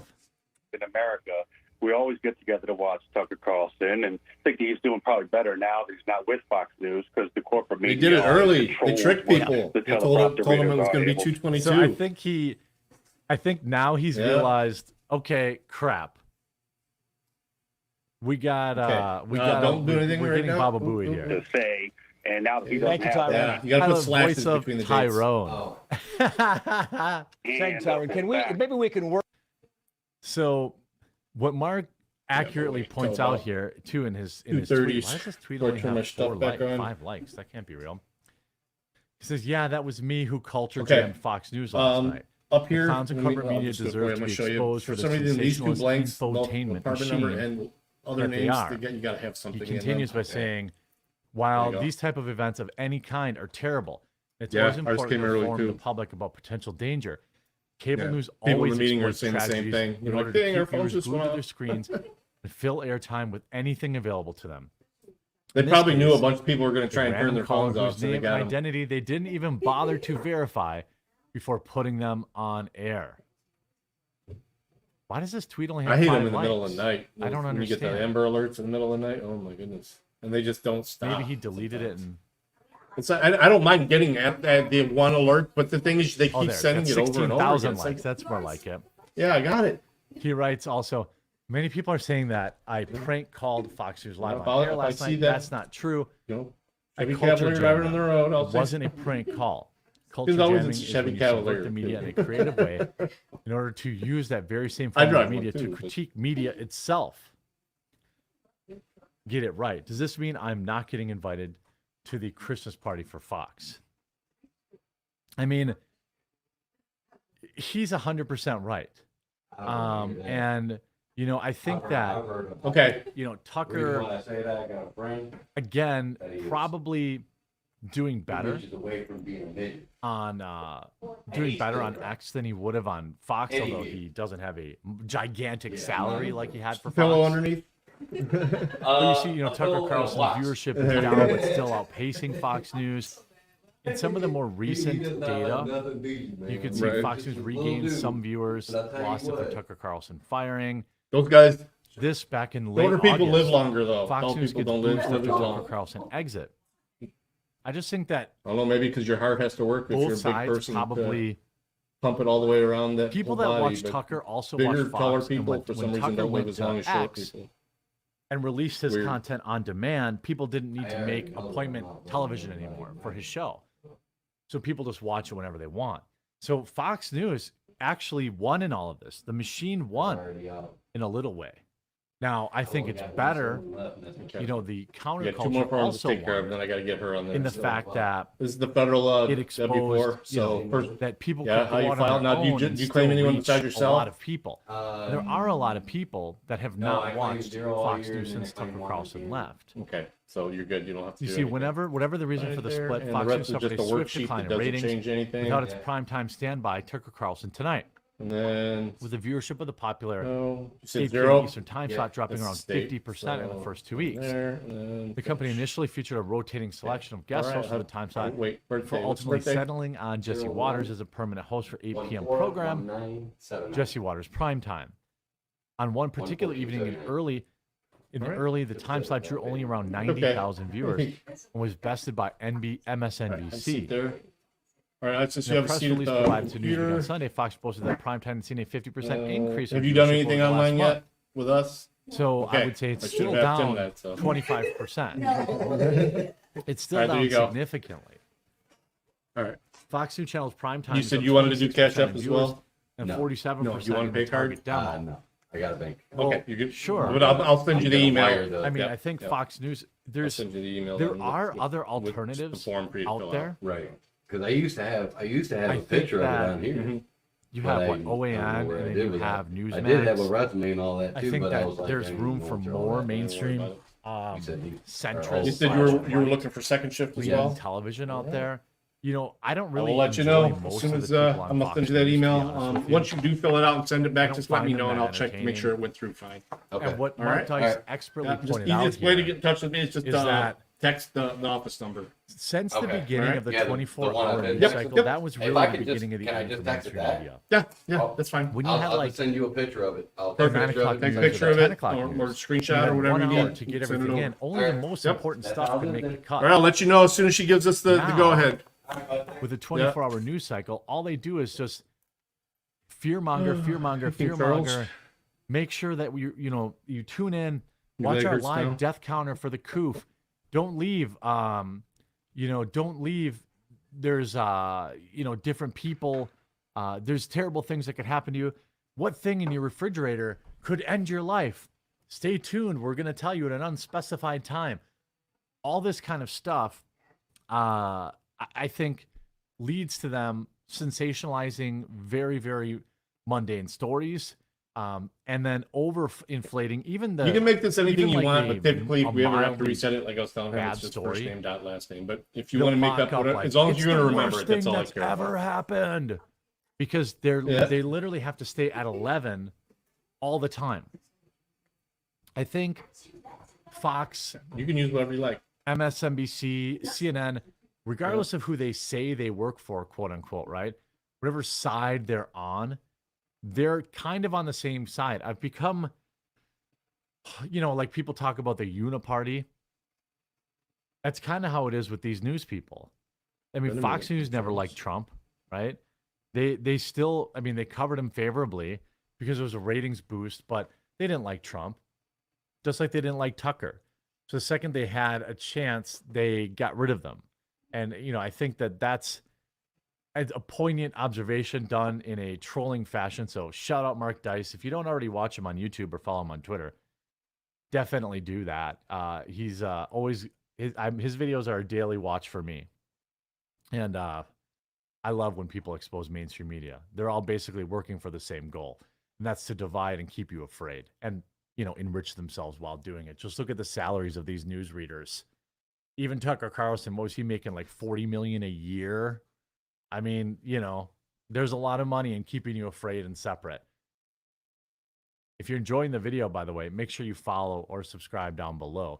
I do like 5 to 6 news topics every day, as well as a everyday live stream on Rumble from 12 to 2. So if you want to see a lot of this stuff, discuss this stuff live, make sure you install the Rumble app, find the quartering, follow me, and join the conversation at noon every day, Central Standard Time. Yeah, the Dice, Mark Dice is great. I like him a lot. He's obviously far more, quote-unquote, conservative than I am. He's got some really strong conservative opinions that, even for me are a little tough. But he's never he's a man of morals and conviction.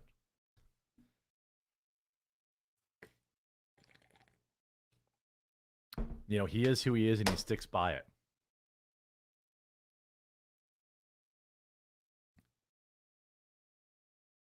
Next topic. I thought that this was interesting.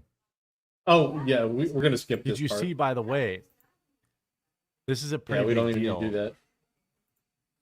The There you go. Supreme Court is now reading on Big Tech, is now hearing the case against Big Tech censorship, led by Clarence Thomas. This is a huge deal. So essentially, both Texas and Florida proposed laws that would prohibit banning people from social media, much in the way that the phone company can't ban you for your political. Yeah, opinion. anything over 40 is Saying that overtime, social media though. is Anything public over 40 square hours and for the needs to be week is protected. time and a half. I believe They that's expect you to 100% work 40 true. hours every week, so 4 days a week. I think that Twitter, Facebook, sometimes it YouTube, happens. It Instagram, usually won't be that shift. It'll be TikTok, an extra day. 'cause Rumble. These right are now, with the 10 hours public, is 4 days. These are the public square.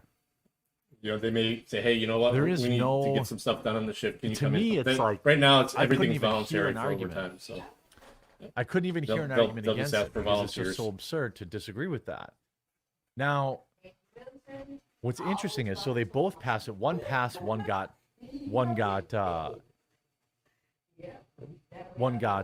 shut down in Florida. Right, So you get to Clarence pick what you want to do rather than the U.S. Supreme Court Right. announced Friday rather than getting that it will volunteered. rule on Florida and Texas state laws that prohibit tech giants from canceling users based on their political views. Expect Thomas to lead a majority of justices to conclude that internet censorship is inconsistent with democracy and must be stopped. A high court ruling against censorship will deal a powerful blow against big tech tyranny. Right now, social media platforms freely censor, take down posts, deplatform users whose views they don't like, even the former president of the United States, and burying information so it's impossible to find with Google. Big tech censorship affects far more people than when colleges silence dissent or just click even when next on this workplaces and page. schools indoctrinate.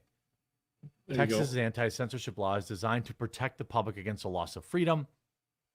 This law also allows, the law Probably still safe to allows for turn my removal phones of back on. pornographic content or content that threatens violence or promotes sexual exploitation of children. I can't believe I which forgot truly to turn my watch off, though. Now, the 11th Circuit Court in Florida struck down their laws. Now, here's why it's important. The court will now decide who the First Amendment protects. The tech companies that they claim they're like newspapers, or the millions of actual users. The smart money is on Clarence Thomas convincing a majority of the justices that democracy requires an uncensored internet.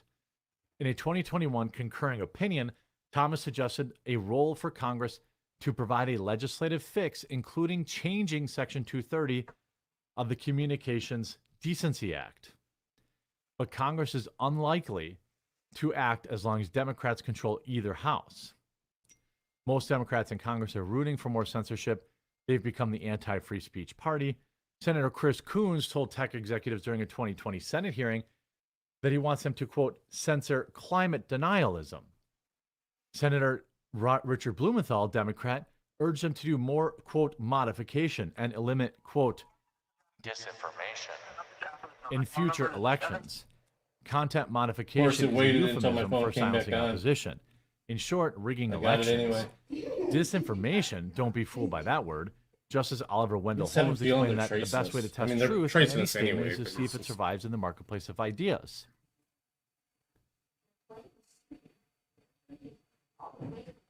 Truth, lousy ideas, falsehoods, and loser politicians will make Joe Biden need censorship, to survive. I mean, it's a big deal. Lousy ideas, falsehoods, and loser politicians like Joe Biden need censorship to survive. At the Supreme Court, Biden's Department of Justice is siding with big tech against public's right to free expression. That's no surprise. Biden likely owes his 2020 election to big tech's rush to squash New York Post Hunter Biden laptop reporting. Since taking office, Biden has erected a vast censorship operation with the White House, FBI, Centers for Disease Control and Prevention, and other government agencies colluding with big tech to limit what you can see and say. Bravo that Elon Musk's company X refuses.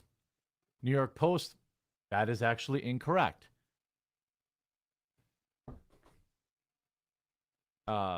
X absolutely follows the rules and has granted 83% of government censorship requests. So if Clarence Thomas, why this is important is if the Supreme Court rules on this, I don't even know what it means. then you have like a high court. I've had a food card before, but it opens. That's been about it. You know, it's just think about the floodgates that this half of opens, these friends. It now means it would mean getting through part of it. You don't even. That Alex Jones would be back on Twitter immediately.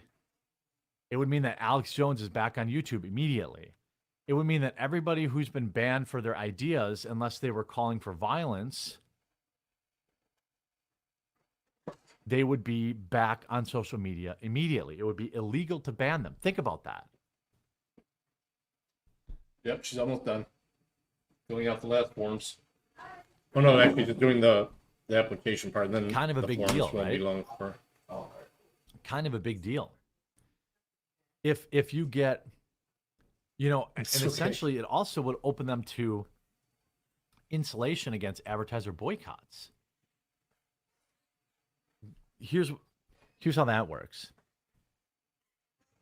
If, let's say the ADL does this thing, oh my God, Ford, Chevy, Coca-Cola, why are you advertising on Twitter or X? You can get the test on your phone? This, you know, next to this nasty post full of bad words. Well, they could simply reply and say, well... Yeah, I turned my phone off for it, and of course, as soon as I turned my phone on, it hit it anyway. I was like, we can't do anything about it. And then when they go and they say to X, oh, you need to censor still got me. Yeah, I got my watch too. I was like, oh, I forgot to turn my watch off. We can't. Okay, so let me load these forms for you. So when these bully organizations like Media Matters and the ADL and all these watchdogs He's done all these platforms, they will no longer be able to demand the banning or shadow banning of people. That's why it's kind of a big deal. They're not going to get. Yeah, Carrie's got to do that. I sent her so many new people on second shift. She's like, we're gonna hold off for a week before we start any more new people on second shift. This is, you know, potentially a very, very big Sorry? deal in terms of, freedom of speech. 5 a.m. Yeah. By the way, I know it's too. That's why I tell people when sounds they too good call to up, be true, especially but, for first shift, just text me. Don't call on my phone. A lot of people thought Roe v. Wade wasn't going to be overturned. Because I'm not going to answer it. Well, I don't answer. Well, the way it is this office works is at night when I'm not here, this office phone rings to my cell phone. A lot of people thought Roe v. Wade was never going to get overturned. But I mean, I don't answer it. If you're not in my contacts, I'm not So going to it'll answer be really it. interesting. I get too many spam calls every day anyway. So yeah, oh yeah. There's definitely a lot of. I think weird somebody added my things number on to something YouTube. too. I used to hardly get any of them because I had really, like through T-Mobile, on the they have like internet a in filtering general system that are hard to keep up with. But I don't know. They put my sometimes I number miss in a something story. because I literally get 20. And it it literally takes a says while for it to spam come likely. across my desk. And Calls yesterday, a someone day. enlightened me to this on Twitter. Yeah, So I did a little bit of digging. Once in a while, if I'm It looks feeling like funny, I'll a answer just to YouTuber mess was with them. sentenced to 5 years in Waste prison their for time on doing the an phone ad for a read. minute. But that's about it. I don't do them. 5 years in prison for doing an ad read. I'm 100% Right. And then they get mad at you when you're like, I'm just kidding. serious. Sorry. And You wasted my it's time, so I wasted yours. Extremely And concerning. I feel bad to for see this people that kind have of to stuff. do that for a living too, man. And Just having to I call think it's people time over to and get over into again, the man, video. it's gotta- Now, by the way, There's gotta be if you're money in looking it because for there's so a many way people to that do it. support me, I want to give you two It options. seems like a very boring life. Coffee Brand Coffee just released our fall flavors bundle, which is spiked jack-o'-lantern, butterscotch toffee, and pumpkin pie, available in whole bean or ground. So Promo code fall flavors, one word, you'll save 10%. I promise you're going to love these. If you don't like fall flavors, we've got 20 different kinds of coffee, All right. 15 organic teas. Right. You're gonna click on We've where it got says all sorts employee of other login and then things. log in using the user ID and password you This created. butterscotch toffee is ridiculously good. We've got merch, cocoa, K-cups, everything. Also, if you're looking for a new computer, I'll put this link in the description below. I'm sponsored by Meta PCs. They're veteran-owned, anti-cancel culture. It's the computer I use. It's the one I recommend to my friends and family. It's the laptop I use. They do custom builds. They also do standalone ready builds. You can actually see my actual computer here that I'm using right now. So check out Meta PCs, promo code the Second shift. quartering, and you'll save on your computer. Now, this is the concerning I part. started them. Orange Park Man, YouTuber, sentenced to 5 years in prison. Yeah, they don't run as many lines on second shift as they For do an at ad first, so read. they don't need as many folks. Okay, let me see what you I got. am All right, dead so what you're serious. looking at there is the employee portal. For an ad Click on read. where it says e-documents. Prosecutors say the YouTuber was paid for his advertisement. And the green button there mailed says cash employee start payments, and wizard. one sent a Louis Vuitton purse. Okay, I'm just going to as maximize that for you. reimbursement. Start going through these forms. Now this That's is a just an YouTuber acknowledgement that you received the who handbook. goes by the name of I've been running this channel for a while. CRS Firearms. And they've been covering, obviously, all the sentencing, and it looks like his girl took over maybe the channel since then. A YouTuber with 200,000 subscribers was sentenced to 5 years in federal prison. Look at the people that are, looting and doing all these other crimes and put out the very next day. Right? Matthew Raymond Hoover, 39, from Wisconsin, my state, ran an account called CRS Firearms, where he advertised tools called auto key cards, according to the United States Attorney's Office for the Middle District of Florida. The cards are made of metal and laser engraved to contain removable pieces that could be assembled to form a, quote, lightning link, which would convert semi-auto pew-pews to fully auto pew-pews. Hoover's video advertising the product, in which he told videos they could, quote, drop it in your receiver and scratch your full auto itch, throw it away when you're done, and no one's the wiser, led to a substantial increase in sales for the devices, according Or to it the says attorney's apartment office. number. If you don't have one, So this put guy N/A there. Advertised For some reason, that blank has to be a filled piece with of something. metal.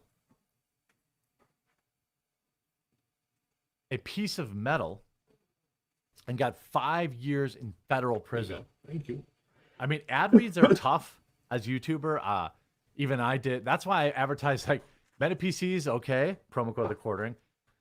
Coffee Brand Coffee is a company I actually own, so it's safe.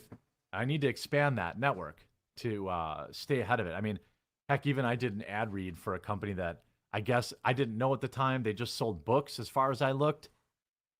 And apparently all these morons on Twitter were like, oh my God, Jeremy didn't know that this company that sells books is owned by white nationalists. He's basically a Nazi. I didn't know that. And even I don't know if that's even true or not. But like, you have to be careful when you do ad reads. I think it's 161.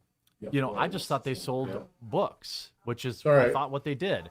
I don't do that level of research into, you know, who owns companies and all this kind of stuff. Good. You Now, down. admittedly, Just want to check here. This product Your was in signature the there. beginning, Yeah. and you know, it's in the gray. Need to The check key that card box. quote was just a metal, you know, it's The actual essentially box itself, a not the metal blue business card. Right. A lot of people can do a lot of Keep things with clicking them. on the question mark. Just click on the box. The in front seller of the it device versus is by a clicking 43-year-old. Up here. Described his product as Signature a of pen employee. holder, a novelty. Oh, you checked that. and a No, you political don't check that. sculpture. I fill that out. According to prosecutors. Hang on, stop for a second. Irvin Very sold good. the devices There on a you go. website Check it up called here. autokeycards.com, which was later seized And then by it say the okay. ATF. And then the first box in the gray The box tool there, costs you over did not use a just over translator. $100, according to a screenshot from the Okay, website. and then next. Prosecutors said he sold over 2,000 in the span of a few months. Right, just some rules. I Okay, already give you a that's written quite a copy of few. those. Yep. 2,000, so he We made just have to- $200,000. Both men were found guilty of conspiring to transfer and transferring unregistered conversion devices back in April for just doing the ad for it. And then wait for this. The ATF was initially tipped off about the scheme when Irvin's bank contacted the Bureau in early 2021 about their suspicion that the man was trafficking these type of devices. Do you claim anyone besides yourself? His bank ratted him out. No, you don't have to put zero. You I don't mean- put anything. And then you just check the box. Step 5. Federal Then all the way to the agents bottom and surveilled click next. Irvin and intercepted, quote, The rest is dozens just a worksheet. It doesn't change anything. packages he dropped off at a Jackson area postal And then, office. don't worry about license number. And found the illegal devices. Yes, you're a new employee, inside and each just put package. today's date because it won't let us Investigators put a then future raided date his there. home in 2021, seized over 1,500 of these devices. Following the raid, Hoover posted a video in which he described the tools as a drawing of a part that used to be make these weapons 30 years ago. Then you sign He it. also back discussed the down. Perfect. possibility of Go federal down, agents click finish. pursuing conspiracy charges against him, which would be next to impossible to prove. All right, perfect. Looks good. As long as He it also doesn't say input discussed- there where I'm it says sorry. pending review, it just means I have to do Irvin my was sentenced portion of those 5 forms. years so you're good. and 8 months. All right. In federal prison for the Hit second for shift, and like I conspiracy, said, I will reach and out also for structuring as soon as cash they withdrawals give from me his the bank go to ahead. hide the You'll be proceeds from selling the with devices. the next group that starts. Hoover was ordered to forfeit $68,000 Gary, involved in what did you want to do for structuring direct the offense, deposit too? according to the attorney's office, and he was also Okay, I'll send you an email. 5 years. And you'll just when you click on it. You already got your bank from Arizona or whatever? 5 years in federal Yeah, prison. or you can for do an bank, ad or raid. you can do a pay cash app or anything. And you can see, this individual here. Pay card. Here's what Yeah, here's- that's fine. That's fine. It only took 2 That's fine. days. That's why I asked. That's my point. I mean, it feels unconstitutional. Yeah, if you want to start with pay card now, then if you open something up This locally, man's just give me family the info and we'll switch it. Destroyed, sent to federal prison for 5 years for an ad read. Yeah, I don't We know have of any hardly actual Wells criminals Fargo's who are around like here. I pushing don't people on the I know they're railroad big tracks out and west. train tracks. No, not in Michigan. They're fine, Yeah, right? They're in and out of something up in the prison. kitchen. They're in and out of jail the same day, back on the street to commit more crimes. I mean, I don't understand. I understand why they did it. Like, I understand why they did it.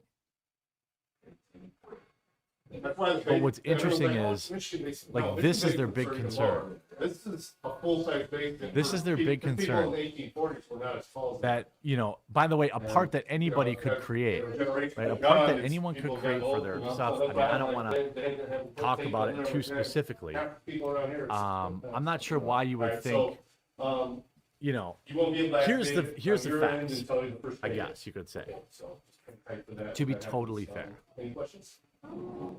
at least from the manufacturer's perspective, he pretty clearly knew he was selling something that was illegal.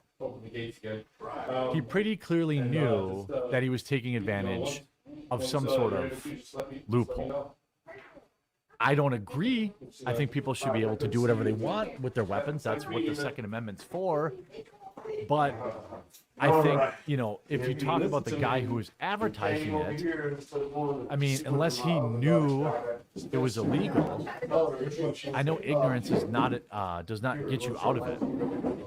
But it feels like 5 years in prison for running an ad seems rough.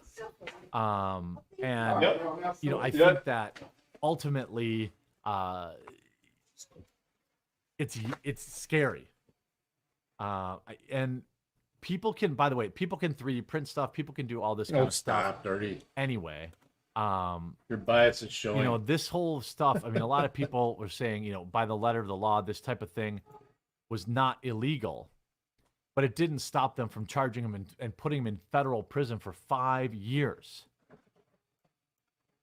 5 years, and that wasn't even enough. They wanted 12 years.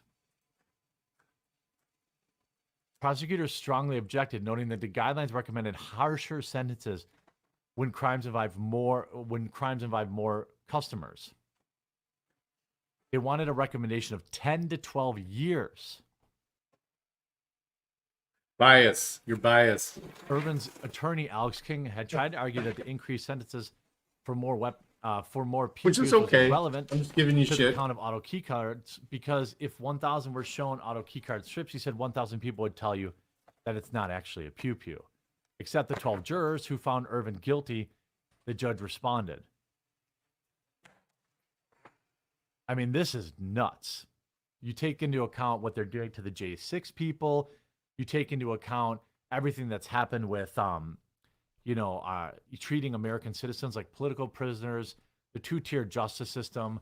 This country is a mess, and this is nuts.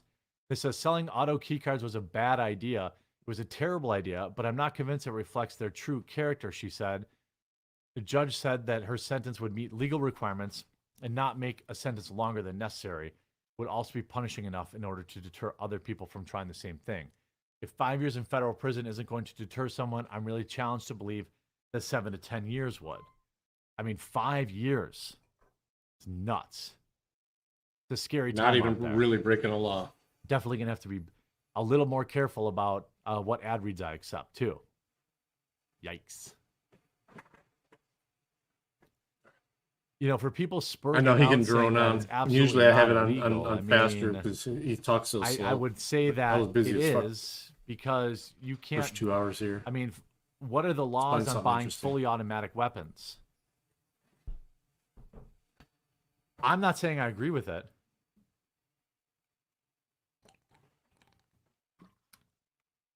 When Gary from Nevada comes to Wisconsin, when's he going to be in Wisconsin? When's Gare Bear going to be in Wisconsin?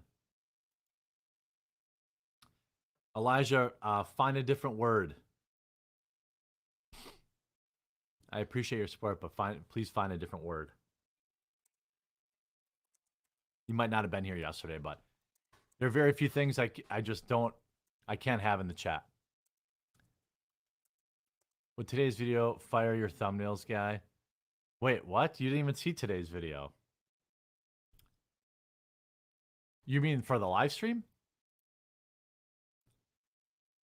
It wasn't illegal. It wasn't a real conversion device. It was a joke. No, it was a real conversion device from what I understand. Why would you charge $100 for a joke?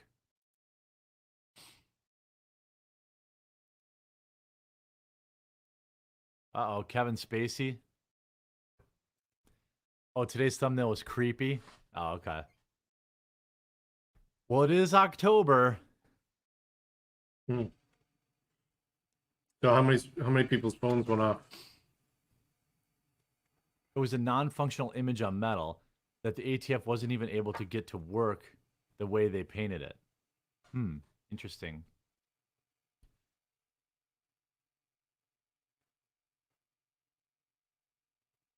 Yeah, I got a pee so bad. Remember the woke Little Mermaid remake where they took a classically ginger character, a classically known mermaid, and thought, hey, this movie would definitely be better if we just race swapped it and regurgitated it out onto the masses. Of course, people didn't like it. The movie was met with widespread backlash. And now, nothing in particular against Halle Bailey. Unlike, for example, Rachel Zegler, right? Unlike Rachel Zegler, I don't think Halle Bailey really said anything offensive or really went after the fandom or had any men bad tweets. So this movie was kind of rejected for a totally different reason. And that was essentially that it was so on the nose about being woke and being a race swap and things of that nature that people had just had enough. And, well, it completely tanked. It tanked so poorly that Disney's been desperately trying to hide the real numbers that they did at the box office because they know this is a precursor for just how bad Snow White's going to do. And, well, now the real numbers have leaked out there, and we're going to get into that after a super quick word from this video's sponsor. You guys don't have to see that. Report. The Little Mermaid production budget soared to nearly $300 million, more than doubling its losses at the box office. This via boundingintocomics.com. A new report details that recently released Little Mermaid production budget soared to over $300 million instead of the previous $250 million estimate. Variety initially reported the film cost $250 million to produce in their coverage of the film's opening weekend box office woes. Elise Schaefer and Pat Saperstein wrote, with a $250 million budget, The Little Mermaid must bait box office success in order to make a reasonable return. However, a new report from Carolyn Reed at Forbes reveals the film's budget swelled to nearly $300 million by the end of August last year, 8 months before the movie ever even opened. That means, again, that you're at a $700, $800 million break-even point, and they've almost certainly spent even more on marketing than they thought. This is all about the optics, right? The optics are, everybody wants these woke remakes. Look how successful they are. Oops. Oops. Oopsie. Reed's report is based off filings in the United Kingdom where she uncovered that the film's production company was filed under the Walt Disney Company's subsidiary, Sandcastle Pictures. Ooh, I wonder why.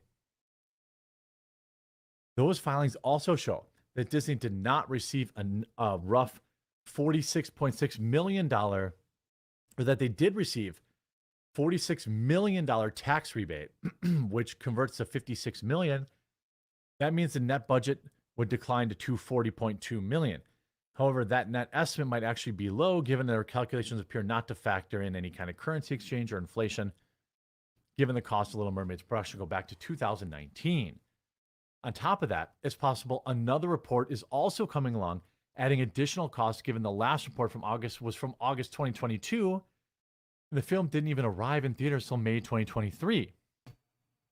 Reed does note that the filing does not include other post-production costs, which can range in the additional tens of millions of dollars.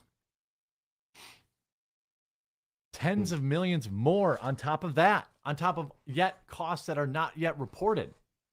I wonder why they tried to hide it under like a shell company.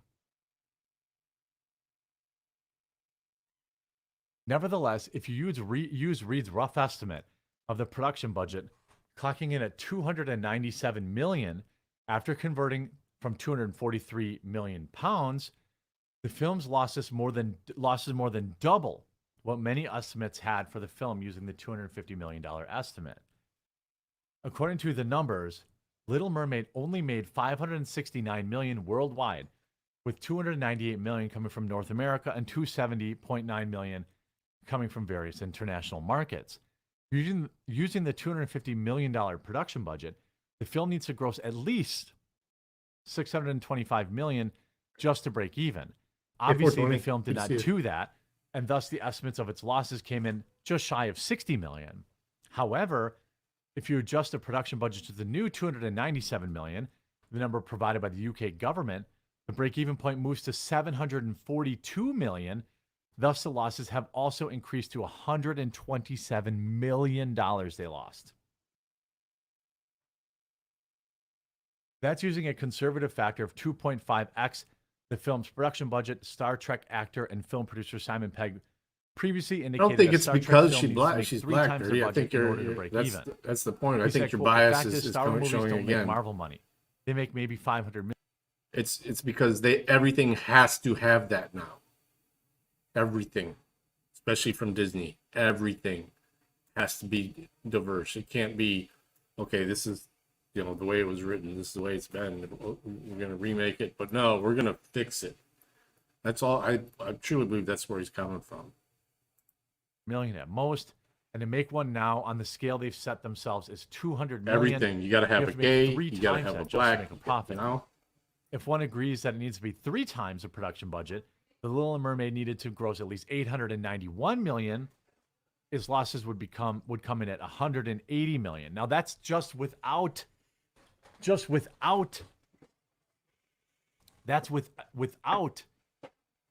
the additional 10 to 12 million that's coming. An additional cost between August and May. The reason they try to obfuscate this stuff is because these companies, at least in my opinion, are far more interested in the message than actually making money. When we look at Disney's last 10 films, they've all lost. I want to pull it up. I think in the last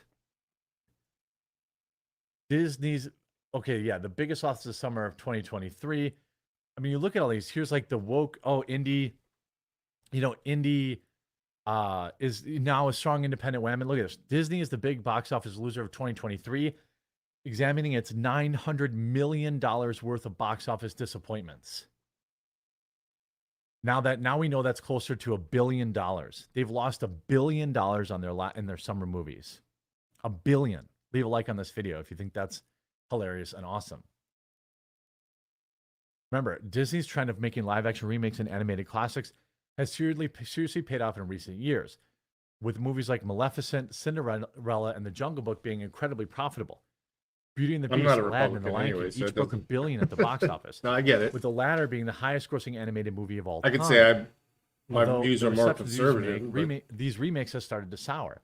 It was expected that Little Mermaid would be as big of a success as its predecessors. However, it turned out that wasn't the case. The Little Mermaid has made a little over 560 million, which would be a massive success for most movies. However, the film had a production budget of 250 million. We now know it's 300 million, which makes this number a little less impressive. Hello. These budgets don't account for marketing or distribution, meaning the rule of thumb in Hollywood is that the break-even point is typically around 2.5 times the budget. This means that Little Mermaid would start turning a profit once it got somewhere around 625 million.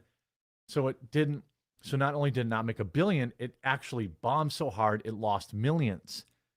Elemental also bombed, and its recovery may not be enough. Elemental had one of Pixar's lowest grossing opening weekends in the company's history, starting off slow with only 29 million at the box office. Although the movie went on to make more than 395 million, the film's $200 million budget means that Elemental still wasn't profitable. Although Elemental may get a second wind when it hits Disney Plus, its theatrical run didn't pay off. Woke Indiana Jones. Dial of Destiny was a massive failure, making only $356 million on a budget of $300 million. This means that Indiana Jones and the Dial of Destiny box office lost hundreds of millions of dollars, and it was one of the biggest box office bombs of all time. Isn't that interesting? All these woke remakes, all these you've got to, but Dial of Destiny had the chick from that thing, and she's moderately unattractive, and she happens to look like the president of Lucasfilm. Phoebe Waller-Bridge, she's the next It Girl, lost $300 million. Elemental had its first non-binary character, lost $200 million. Little Mermaid, she's black now. Give us money. Lost 200 million. Haunted Mansion. Now, I don't know if that was woke or not. Sure, I have. But that lost on this account. $100 million. Guardians of the Galaxy 3 was the only real success of the summer of 2023, and it barely was. They don't know. It had a $250 million let's see. budget and Manage made all. 844 million. I guess they made 100 million. I guess that's nothing. I have the I mean, it's email not nothing, domains, but but when you spend 800 no, million, I don't think you're excited about only making 100 million back.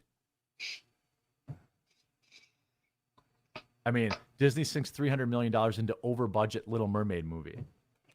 It was a disaster. Hundreds of millions of dollars lost. This means, my friends, that we are winning. We are winning. People go out and see Chris Pratt. I wonder why. People don't want to go see this woke crap. I wonder why. And they're willing to take all these losses to continue to push the message. But at some point, their shareholders, I mean, look at the Disney stock. You think it's unrelated? Like, the Disney stock over the last 6 months is down 21%.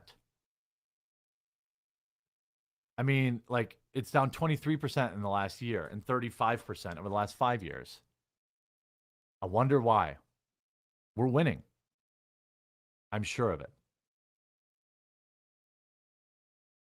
It's an interesting, like, it's an interesting situation we have. But like, you think they're pulling at producers? I don't know. Money laundering?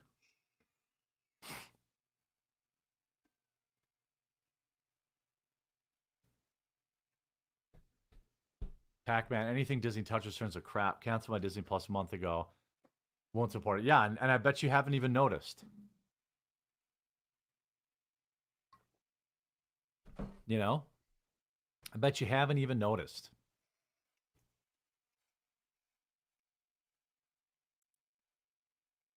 Most people haven't. Alex, why would you? What is there to even notice? You know? Nope, I don't actually have it. All I have is the email Rachel domains. Zegler's all mad that people made fun of Hillary's. I don't have the website domain. Taylor Swift. So who should I reach out to? Now, Yet another she Josh. retweeted this movie, bringing a ton of. I'm pretty sure like- Josh at She's having a meltdown about Gray saying Bar, that whoever this that is, they use for their, in her their opinion, nursing homes. clearly not a initiated this, but I'm not It's not a seeing it joke. listed It's here at all. mean-spirited. under the It's websites. awful. They actually have Tell two me if this is- websites here, and we don't Tell even me if use these these guys are domains. joking It's- or not. For some reason, they set up web domains. They're for them. talking about seeing too much. Do you have that guy's number? Or? I do. Too much Taylor Swift in the Let me NFL. pull it up for you. And I think I played this yesterday, but Rachel Zegler had a melty about it, saying they're obviously not joking. They're just misogynistic pigs. I'm going to play the clip uncut, uncommented. You tell You me ready? if you think that they're joking or not. Yeah. All right, I'll say this: if Travis 7-2-4. Kelce and Taylor Swift release a sex video, I'll consummate this relationship and be like, fine, you guys can have sex, you can be boyfriend girlfriend. I don't buy it until I see some dick in vagina. Do you think is she? I'm saying that right now. Is she pregnant? P&V.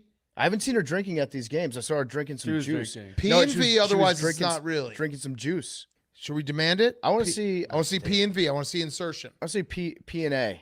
P&A or P&V or P&M. Yeah, I'll take P&M P&M. 's good. I'll take P. I'll even take H on P. Hand? Yeah, I'll take a hand Yeah, job. yeah, I'll yeah. see a hand job. That's fine. Give us a Lauren Bobbitt. Is that her That'd be name? hot. That'd be- Bobbert. Bobert. Yeah. Give us a Lauren Bobert, and I will clip be is like, you know hilarious. what? These two lovebirds, they can't get their hands off each I other. turned my It's phone fine. off, and then until that happens, I turned it think back on it's half fake, hour later and almost. I think and it's for clicks. Went off anyway. And I think Taylor Swift is using the NFL to try to make her star bigger. I would see some TF. I would see some I would see TF. Max. So it's clearly banter. You may think it's gross, you may think it's unacceptable, but she goes on to have a total meltdown about it. A total meltdown. That I've got a standalone video for today. Now, I've got a really funny story for you. But I'm really hungry. I'm going to go grab a meat stick. If only I had some biltong. I'll be right back. I'm actually not pooping. I'm actually getting a snack. Hey, Hockey.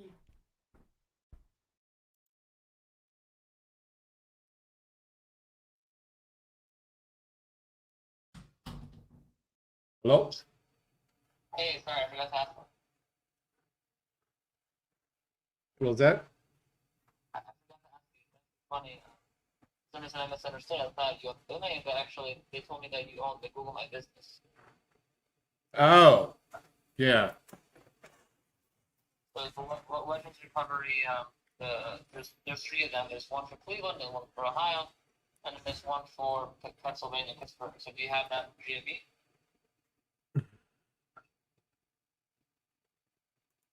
You can't pull that up even though I've added you to them? Say it again. Do I have the what? The Google My Business listing. Yeah. Yeah. Did you pull that up? Yeah, I can. I thought I gave you access to that.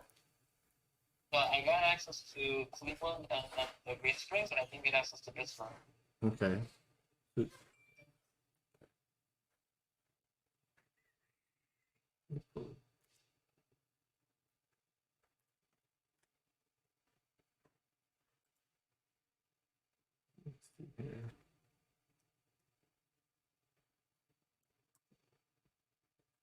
So you need access to Pittsburgh? Yeah. Okay. Well, we sent it. Let's double check. Yeah, you caught me right when I was actually trying to take a few days of vacation when you sent that off. Friggin' dogs. The Airbnb Friggin' I was dogs. at had the worst Attacking the cats. connection you could imagine in the middle of West Virginia. What do you guys got going on Here we go. Business profile. this week? People and access.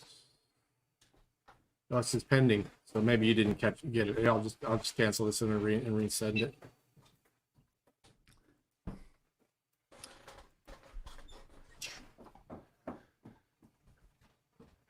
Shout out.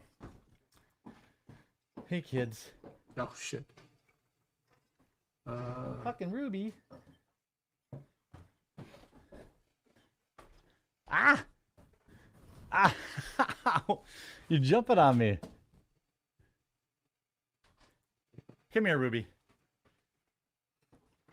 Come on up. Hey, Huck. Hey, Huck. Hey, Ruby. All right.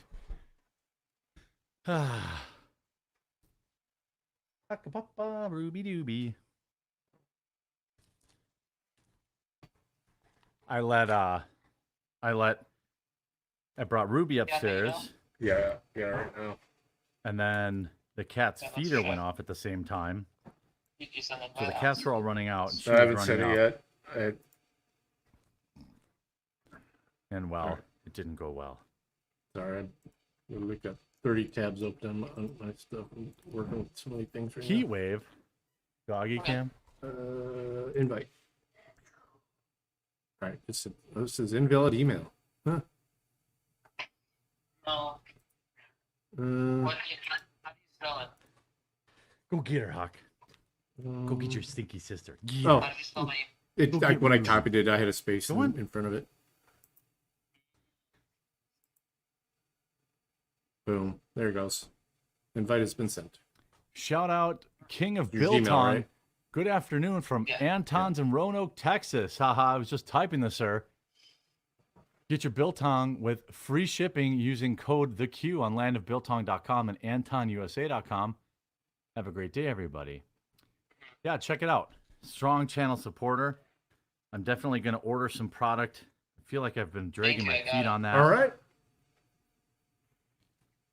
Appreciate it a lot. Okay, No so problem. you don't have the domain. I'm gonna talk to Josh right now about the domain. Okay. Thank you, man. I appreciate Yeah, it. no problem, sir. Have a good one. Come on. Dude sounds like a fucking kid. Stupid thing won't open.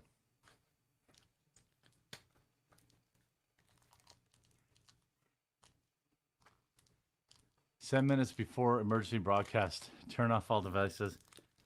Oh, yeah. Late. Everyone stay safe out there. I brought my German Shepherds in here with me. I've got my firearm. Planes are going to fall out of the sky. Potentially.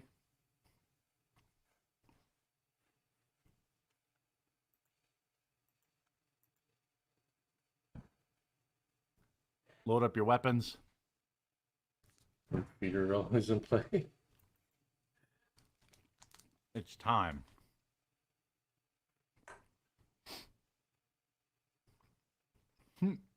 Mods on top of the game. Dude, that video was pretty influential, though, that you sent me, Chopper, of the hunting. How old are your shepherds? Huck is almost 3 and she's almost 2.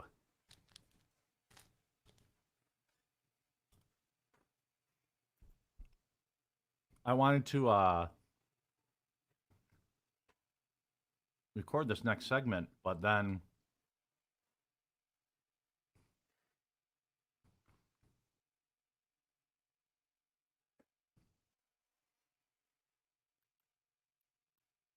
I don't want to be interrupted.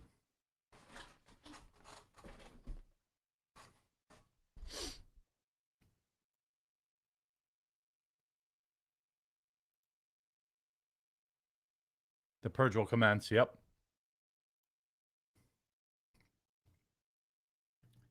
Turn off 5G settings. See if it happens on your phones. All right. What am I supposed to do here? Start recording, or do we just wait 5 minutes for the end of the world, then record?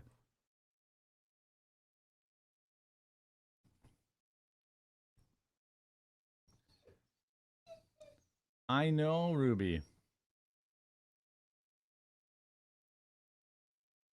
My German Shepherds are the same way. Big old Just put on babies airplane whining. mode. Yeah, okay, I'll do that. Good point.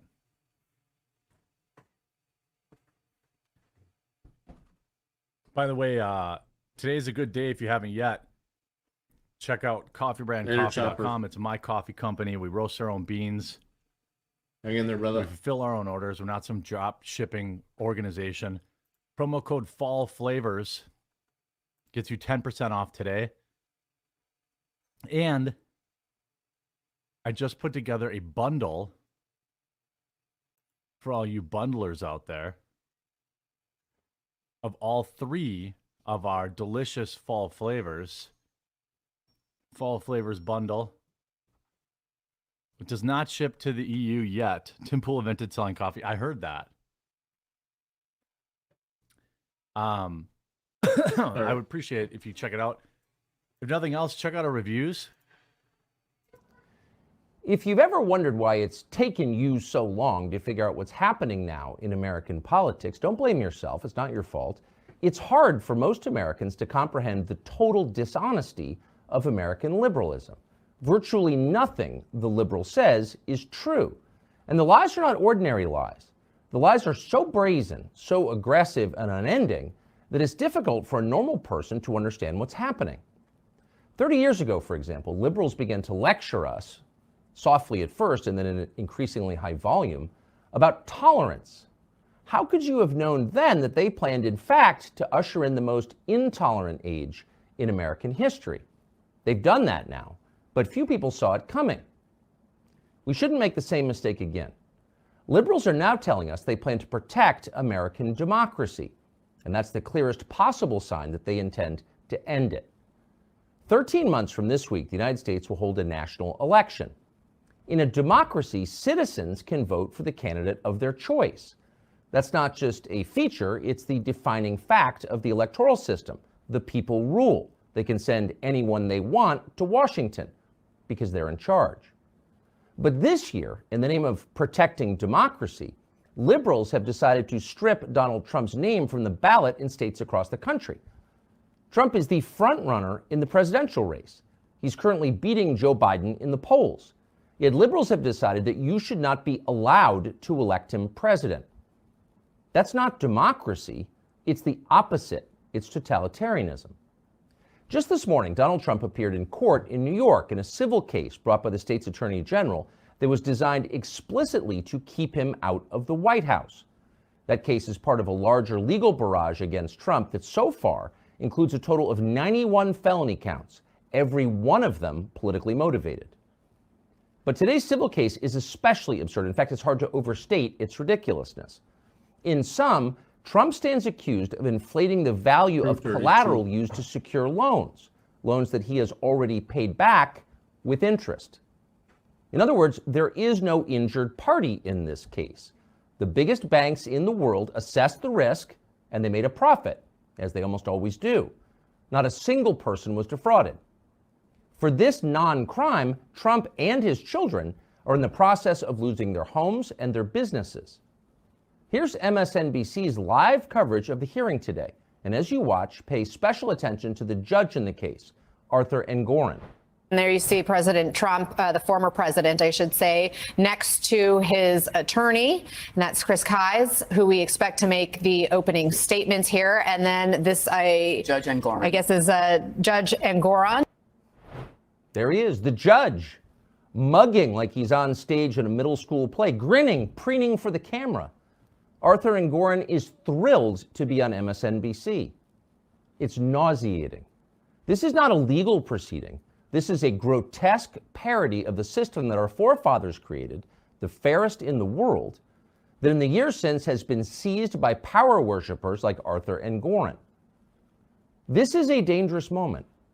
Without a legitimate legal system, people will no longer follow the law and the country will collapse. This is not about Trump. This is about preserving the United States of America. But Trump is at the center of the story.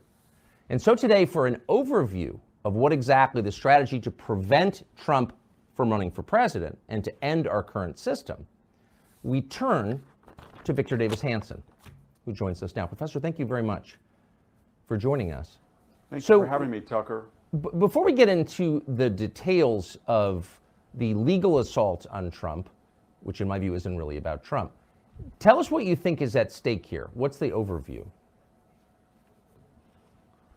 Well, I think they've come to the conclusion that Trump represented an existential threat, and by association, half the country did to their vision of what they want to transform us into.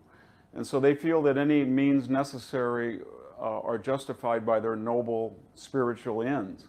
And therefore, they call it critical legal theory. Just essentially, Tucker says, there's rules against stealing only because rich people don't steal, and therefore it's okay to steal. And modern monetary theory says print as much money, and eventually rich people will have to pay higher taxes or have their 401ks appropriated. Same thing with the border. Short term, everybody's mad at the border, but in dark rooms, they're saying to each other, in 10 years, everybody's going to appreciate what we did. We brought in 10 to 15 million new constituents. So, and I guess to put it all together, they feel that they're at a stage now where their agenda does not appeal to 51% of the people, and they either have to bring in new constituencies or change the system, the entire system of which we are acculturated to retain power, and that's what they're willing to do. And there's no such thing anymore as theft or lies or any of these things because they're just constructs, and they're just anything that's useful to gain power is considered legitimate, and anything that's not useful is illegitimate, and that's how they define morality. And I think we're very naive, Tucker. We don't realize that we're in the middle of a revolution. We think that we're still playing within the same sidelines or parameters, and it's not. Everything's under negotiation, whether it's the Senate filibuster, the Electoral College, new states coming in, the size of the Supreme Court, voting IDs, the genders, the foundational data of the United States, pronoun usage, from the trivial to the existential. We're in the middle of a cultural, economic, political revolution, and I think we got to wake up. I mean, I suppose the danger is that if the average person decides that the system is illegitimate, it's not fair, it doesn't have any meaning beyond the political desires of the people administering it, then what prevents the average person from resorting to violence? In other words, if you have no power, if your vote means nothing, if the system is BS, then Be right back. I got to pee. why don't you take up arms? Seriously. Well, two things I think have precluded that so far. One is I call it the monastery of the mind. A lot of people just say, you know what, I'm checking out. I don't want to watch the Oscars. I don't even know what the Tonys or Emmys are. I don't watch Always the somebody in there, NBA. I have nothing to do with Hollywood movies. I've just created my own reality. And the other is, under our federal system, we're having millions of people. This is the greatest exodus diaspora we've ever seen in our history, where people are fleeing these blue states and blue cities to red states, and they feel that I'm going to recreate America as I once understood it without having anything to do. And so far, that's kept us sort of viable, but for them, that's not enough. It's never enough to have 2 million illegal entrants or 3 million. They got to have 8 or 9 or 10. It's not enough that Joe Biden is corrupt. It's not enough that he's non compos mentis. It's not enough that his agenda doesn't make sense. You've got to accept more and more of him. And I think they keep pushing the envelope, and these safety valves that I just mentioned, I don't know if they're going to be enough already, but right now, I think there's one last effort on the part of conservatives. They're going to say, you know what, we're going to speak up as we've never spoken up before. We're going to go after Target. We're going to go after Disney. We're going to say that we're going to go after the 3-gender movement, and we're going to try to win this election. We're going to try to win the House. We're going to try to win the representative. We just have to unite behind, and we'll see if that works. I'm really afraid. Everybody says democracy's in danger, but I think if they feel that they have the majority of the people, and I think the majority of the people are against this progressive Jacobin agenda, and they still can't find power, then we're going to be in new territory. We're in new territory now. And so there are legitimate efforts to rectify and stop this madness, and let's see what happens in 2024. But I don't think it works anymore just to migrate to a red state or to drop out of the popular culture. You've got to get control of the political apparatus of the country through elections. And your worry is legitimate. If you can't do it through fair elections, then what do you do? So I think this election, I know everybody says that each election is paramount, but this one is very important because we're in the middle of a revolution, and it's our only avenue to a counter-revolution to return to normality. What would you say to the people who stopped paying their cable bill and moved to Florida and feel like everything's fine because their neighborhood is fine? Why is that a bad strategy, dropping out and moving? Because they can find you. And by that I mean Florida or Tennessee or living in Texas is a great advantage than living in California or Michigan or Oregon or Washington or Maryland. But eventually the federal government is not satisfied to leave you alone. And so when you go on your Google search, it will be calibrated by an algorithm to make sure that you have results that don't represent reality. And we're in a federal system where we have $33 trillion in debt, and there's only 3 ways to get out of it. You either have to inflate all of our currency, which we're trying to do, I suppose, or we're going to have to appropriate capital, which they've talked about, giving credit to Social Security years by taking 401k money, or you're going to have to renounce the debt, and that's going to affect all of us. And I don't need to mention that a lot of this crime is going across state lines, and you can be in red state Texas, and the federal government can say you can't protect the Texas border, or maybe it can redefine the American border as the border with Oklahoma and tell it Texas. You're not sending your illegals northward, but you're not going to be able to stop them coming into your state because we've targeted you for radical demographic change.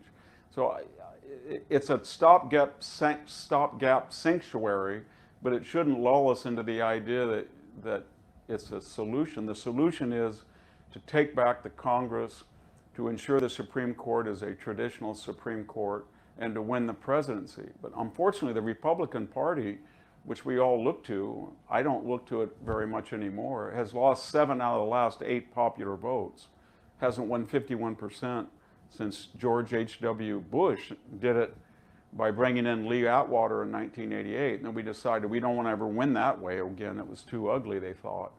So I guess the idea in the national level is to win, to lose nobly and never to win ugly. But we've got to change that attitude because we're dealing with people that are not democratic liberals in the way that we used to define them as Bill Clinton or Harry Truman or JFK. This is a new generation of, as I said, Jacobins, and they believe that any means necessary are justified morally to achieve their morally superior aims.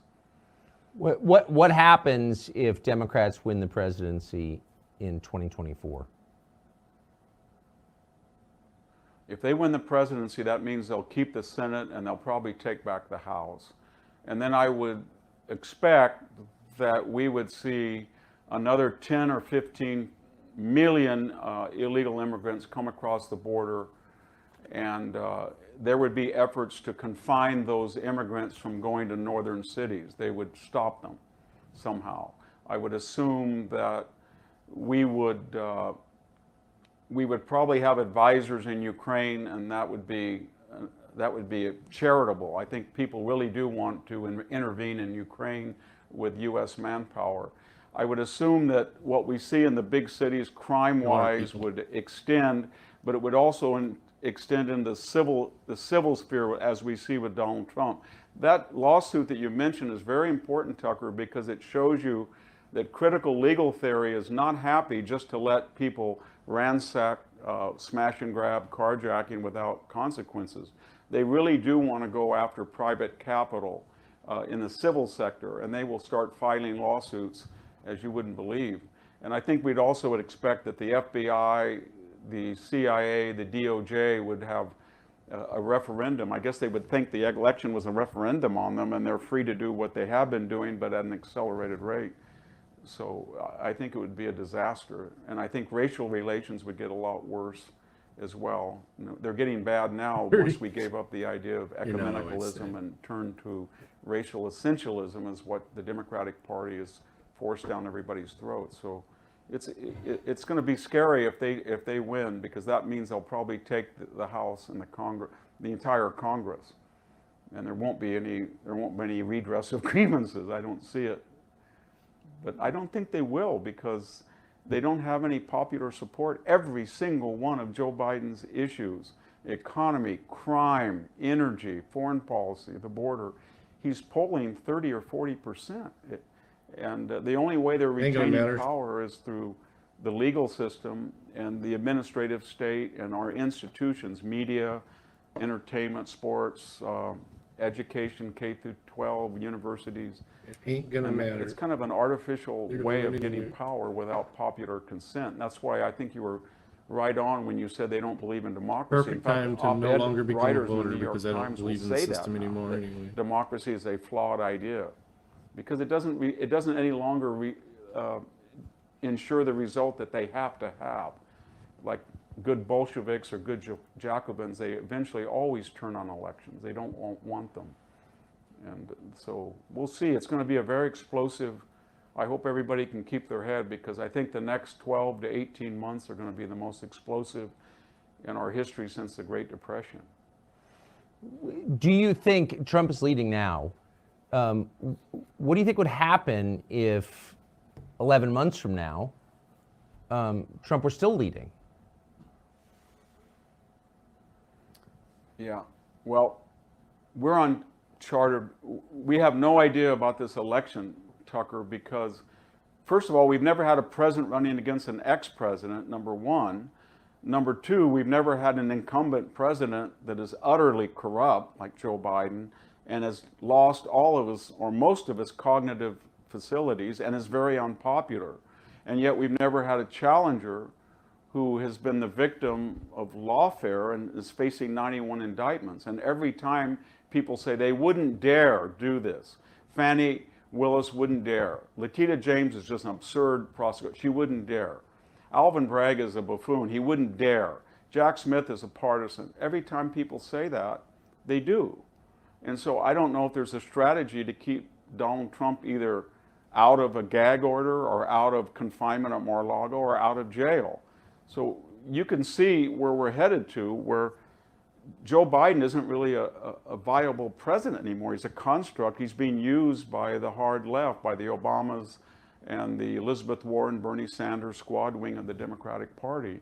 And it's getting to the point of caricature. So you put all of those things together and add in a Kamala Harris that frightens everybody, because we've never had such an incompetent vice president, I think, and one so unfit to be president. And everything, all bets are off. It's like putting a group, all sorts of ingredients of explosive into a kind of device, and it's going to blow up, I think, somehow. But I don't think we can predict what's going to happen. It's just too volatile. I think the left feels that they want to push the envelope. They want to take the leading Republican candidate and they want to create charges against him, which they know they would have never lodged had he just said, I don't want to run for president. They would have let him alone. So these are patently political, and they want to destroy him psychologically, financially, and of course politically. And they think they can get away with it without a pushback, and we'll see. And so I think the other candidates are going to be, I don't know what their Sorry about that huge stack. Tucker, but I think it should be, if you want to vote for me, I am going to be viable, and I'm Some going of those to make aren't sure even that ones they that have never started yet, do but to I Donald said, Trump you know why what hang they're on doing to now, them, and so. I'm in a better position to help Trump than he is. That's the only, I think, legitimate argument to make, that this involves everybody. And if you're going to run for president and you feel that you embrace the MAGA agenda, you should say that I will not be in jail. I won't be exposed to the same degree. And if I can survive, I will change the system and make sure Donald Trump is exonerated and no one else has to face this. But otherwise, it's going to be a very complex, bizarre, baffling period. I don't think the founders had, this is their worst nightmare, 2023-24. I don't even think you'd have to support Trump's agenda or Trump the man to see this as an assault on a centuries-old system that's worked better than any other. And I wonder why almost nobody in Washington seems to see that or be willing to say it out loud. Yeah, the only question I have about that is I don't know why they did not go to the same extremes. They did go to extremes against McCain and Romney, etc. But there was something about Trump, his personality, that was an affront to the bicoastal standard of, I don't know, what they thought was acceptable or desirable, or it was his agenda. When they looked at the particular MAGA agenda and they said, my God, we have sizable investments in China and they are a partner. They're not an existential threat. This is really scary. Or we have this idea of global ecumenicalism. We can't have a border anymore. And this guy wants to bring back a border. Or we have this idea that how we look or our race is essential, not incidental to who we are. And he would want to bring back this crazy melting pot and destroy the entire woke movement. So I think it did represent to them a DEFCON 1, and they said, we can't have this. And it would have been all right, Tucker, had he been a third-party Ross Perot. They dealt with people like that in the past, and they'd already been able to handle them. But he won the Republican nomination, got elected, and now he wants to be back. And they just said, we're going to do everything possible, and we're going to even reject our prior democratic liberal heritage of, ACLU, free speech, and transparency, and the church committee investing. All of that's off the table. We don't want to do any of that anymore. We're going to do anything necessary to destroy this guy's vision and the other candidates who share his vision. Because if we don't, we're going to go back to an America that we didn't like when it was there, we don't like now, and we sure as hell don't want it to be an America in the future like that. I think even people who are skeptical of the claim that the last election was unfair or rigged have concluded that it was in fact unfair, and the federal agencies got involved in a partisan way. It was not a free and fair election. Given that that system is still in place, you think it's possible for a Republican or Trump specifically to get elected in 2024? It's very difficult. What the left did was absolutely brilliant, Tucker. They seized on this Sidney Powell, Lynn Wood, Kraken, Dominion voting machines as representative of all of the questions about the election, when most people said the election was lost on by the time we got to election day. Yeah. Because 70% of the voters had voted not on election day, and that never happened in American history. It was always 30% absentees, 70% in most states on election day.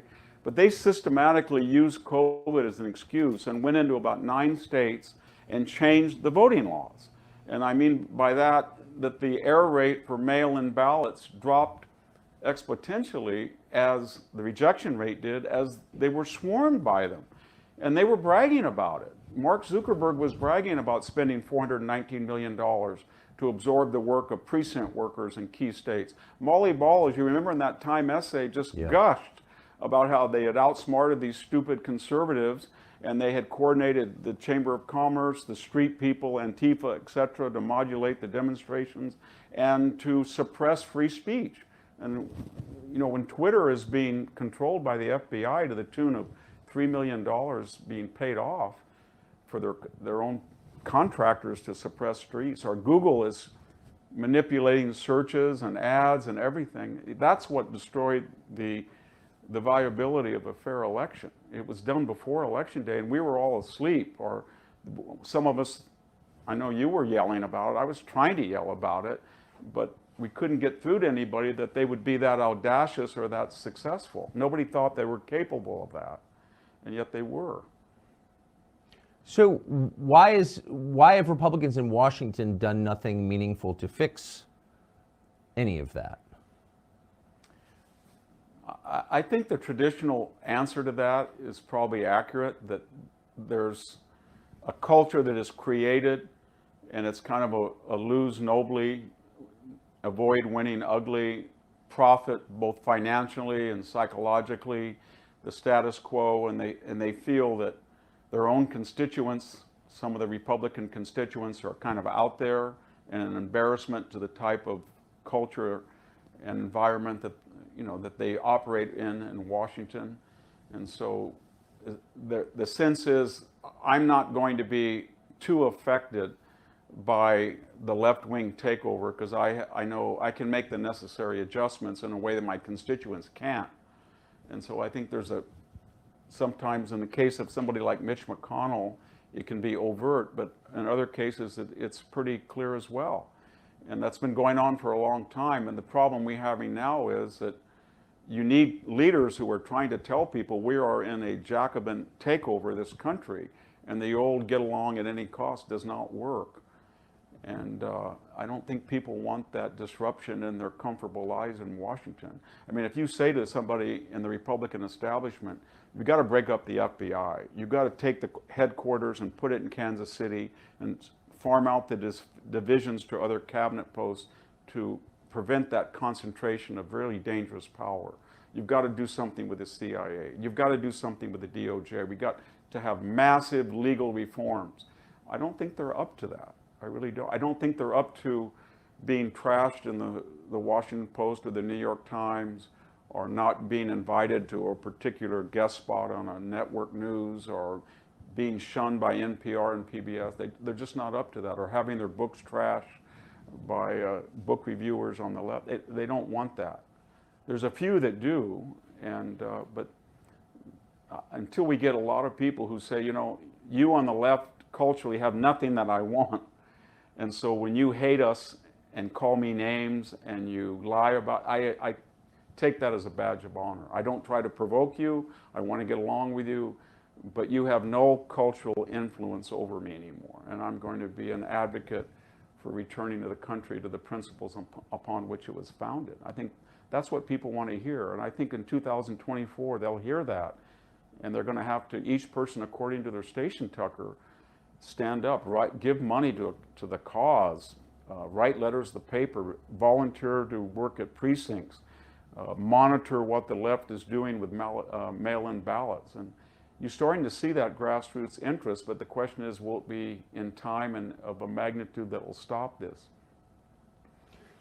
So, to the hearing today in New York, the civil case against Trump, my read of it is that it's ridiculous. The premise is absurd. Am I missing something? Is there any merit, do you think, just as objectively as you can, to this suit?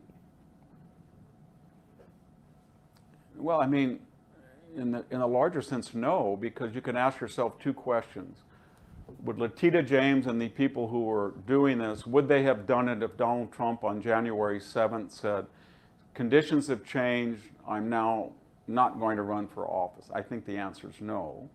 And then the second thing, are some of the giants of New York finance and real estate, do they operate in a way that is completely different than Donald Trump? They never overvalue an asset, and I think the answer is no. And then the third question might be, now that you've picked on Donald Trump, are you going to systematically look at the bank applications and loan applications of, say, 50 or 60 of the largest developers in New York, especially on the left-wing side? I don't think so. Yeah.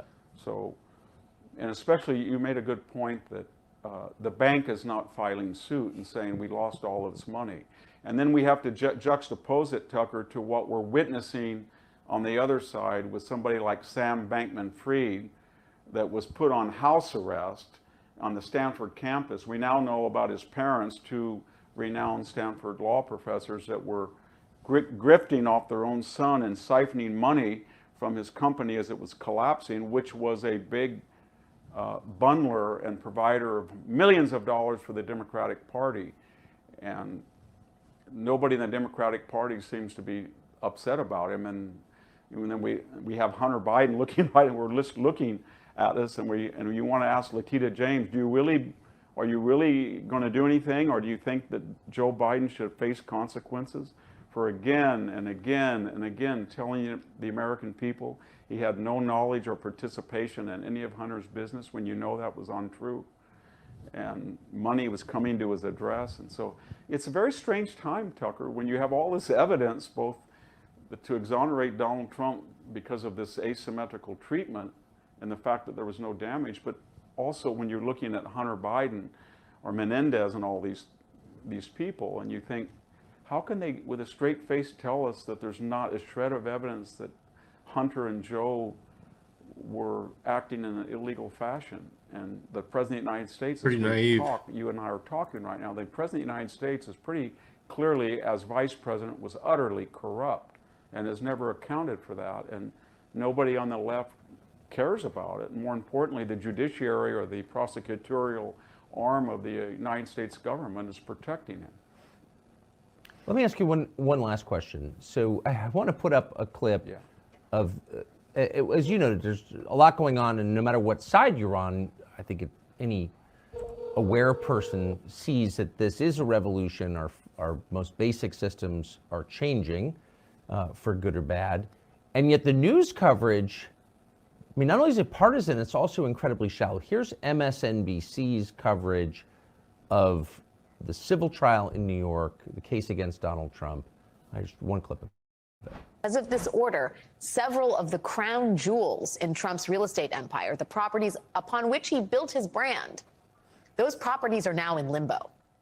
The precise impact of today's ruling has yet to be seen, but Trump could lose control of properties including Trump Park Avenue, which is his luxury skyscraper in Manhattan's Lenox Hill neighborhood. He could lose control of 40 Wall Street, the historic tower Trump owns in the financial district. He could lose control of his Seven Springs Golf Club in Bedford, New York. Even his apartment in Trump Tower, the Gilded Bunker, in which he has sought refuge in his home city. Trump could lose control of that. Maybe even the Golden Toilet, too. So here they're going after this guy on the basis of a non-crime. They're not even alleging that there was a crime or that anyone was hurt. And they're taking his home and his businesses, and MSNBC's coverage is that? Yeah, I mean, what MSNBC just told us is that we are not only fine with, but we promote the idea that government can go in to a business, all of the business, and appropriate it and destroy it without cause. And we think that's not only good, but funny, because we're going to throw a little fillip about a golden toilet. Ha ha. And the idea is that we now have the power to do this, and because we have the power to do it, it's moral and right. And if you don't like it, what are you going to do about it? Exactly. And the answer is, what are we going to do about it? And the only thing that I can think of is we're going to have to humiliate and defeat these people at the polls. I don't think it's going to work, Tucker, to win the Electoral College in one branch of Congress. You're going to have a 55% presidential win, both supermajority in the Congress, to get anything done. We've come so far. And you're going to have to defeat them and humiliate them the way that we did it once with Reagan, and it lasted for about 8 years. But this leftist revolutionary spirit is like rust after a rain, or it's mushrooms in your lawn. It's always there. And you can't allow it to grow and to expand and accelerate as we have. We've been complacent and culpable for allowing it to do so in the universities and all of our institutions. And I think now everybody, according to their station, is going to have to say, you know what? There are two pronouns. I don't care if you get angry. The date of this country is 1776. Got it? That's what it is. And there is a border, and we're going to enforce it. And just say no to all of these things, and then welcome the opprobrium and the attacks that accrue accordingly, and wear that as a badge of honor. Because what's the alternative? There is no alternative unless you want to see the United States dissipate before your very eyes. Yes. Yeah. And living in Naples with no TV will not save you. That is exactly right. The incomparable Victor Davis Hanson, thank you. No. Bless you for that. Thank you very much. Thank you.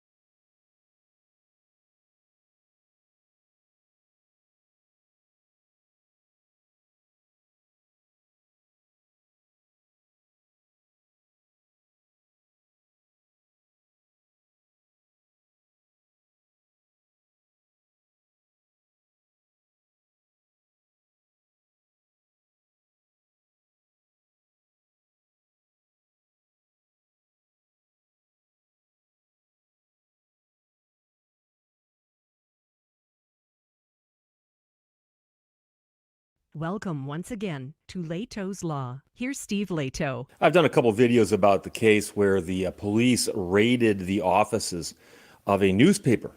And it looks like that raid was probably wrong. And so I've done a couple follow-ups on it. But a whole bunch of people sent me this. And Steve, did you see this latest thing that happened in that case from NBCnews.com and widely reported? Dennis Romero wrote this version of the story. Kansas police chief who approved the raid on the journalist resigns. So the police chief who approved it has now resigned. It looks like he was in a little bit of hot water to begin with. He was suspended last week following the backlash to the searches of a local newsroom and its publisher's home. The police chief of a small Kansas town had directed the searches of a publisher and his newsroom over its retrieval of public information has resigned, an official confirmed to the Associated Press. This story is actually kind of complicated, but most people get it pretty quickly. The mayor suspended the police chief on Thursday, and the chief resigned on Monday. And that was announced at a city council meeting. Several people involved did not immediately respond to requests for confirmation. The chief used his 5-member force and help from local sheriff's deputies to launch warrant-based searches of the Marion County Record newsroom, as well as the homes of its publisher and, I believe, of a reporter. A day after the raid, The co-owner of the newspaper, who was 98 years old, died Didn't of realize that. stress caused by what happened, according to her son, who was the publisher. Speaking about this later. So the chief stood by his statement that the warrant, which was signed by a local judge, was truthful based on his belief that the publication engaged in identity theft when it accessed the driving records of local restaurant owner. And here's the problem.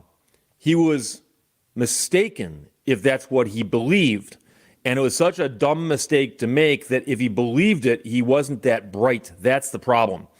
So he wrote in an affidavit in support of the warrant request that downloading the document either involved impersonating the victim or lying about the reasons why the record was being sought. Now, the search warrant included the locations of the publication as well as the homes of the publisher and others. It was signed by a Marion County magistrate judge. Now, the driving record database is open to the public.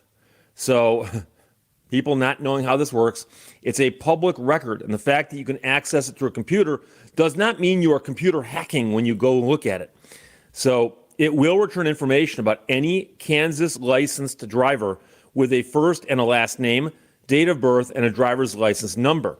Now, the reporter obtained the records after the newspaper got a tip that somebody they were investigating was convicted of a DUI a few years ago, which could have been a barrier to them obtaining a liquor license for a restaurant. So it's the kind of thing that somebody says, hey, look, there's a restaurant, they got a liquor license, but did you know that the owner of the restaurant has a DUI? That is a problem in many states. It's a problem in Michigan also. So if that was true, that would be news, okay? So they're reporting on that story. So the idea about this came up because the restaurant owner complained about the reporters looking into her background, and she complained at a city council meeting during the summer, shortly after the raids happened. So the person whose home was searched says the raids were illegal. Press freedom organizations weighed in with formal statements of condemnation against the chief and other law enforcement personnel involved in the searches. There appears to be no justification for the breadth and intrusiveness of the search, and we are concerned that it may have violated federal law, says the Reporters Committee for Freedom of the Press in a letter to the chief dated in August. The Marion County attorney eventually asked police to return the property seized in the searches, saying they did not have enough evidence to justify the raids. So last month, the Kansas Commission on Judicial Conduct said it was weighing the viability of a citizen's complaint against the judge who signed the warrant over her approval of the search warrant. The chief initially responded to backlash against the raids by acknowledging the constitutionally protected role of journalism in the U.S. First Amendment, my friend. Just start at the top, you get there real fast. And the higher threshold for searches in cases involving news publications. But he also said by email that the search warrants were sound and justified because the targeted journalists were believed to have been participating in the underlying wrongdoing, which implies that there's actual wrongdoing going on, which we don't know. So the chief did not respond directly when asked what his reaction would be if he lost his job over the matter. He said, I believe when the rest of the story is available to the public, the judicial system that is being questioned will be vindicated. No, my friend, we're not blaming the judicial system, we're blaming you. And here's one of the problems. If you write up an affidavit filled with all kinds of allegations and sign it, swear to it, and bring it to a magistrate judge who glances at 15 affidavits before hitting the bench this morning, there's a good chance they're going to glance and go, oh, okay, well, sheriff signed it, it's probably good. And if the sheriff says this database can only be breached by hackers or something, they're going to go, oh, okay, that makes sense. But it's not the judicial system that's being questioned primarily.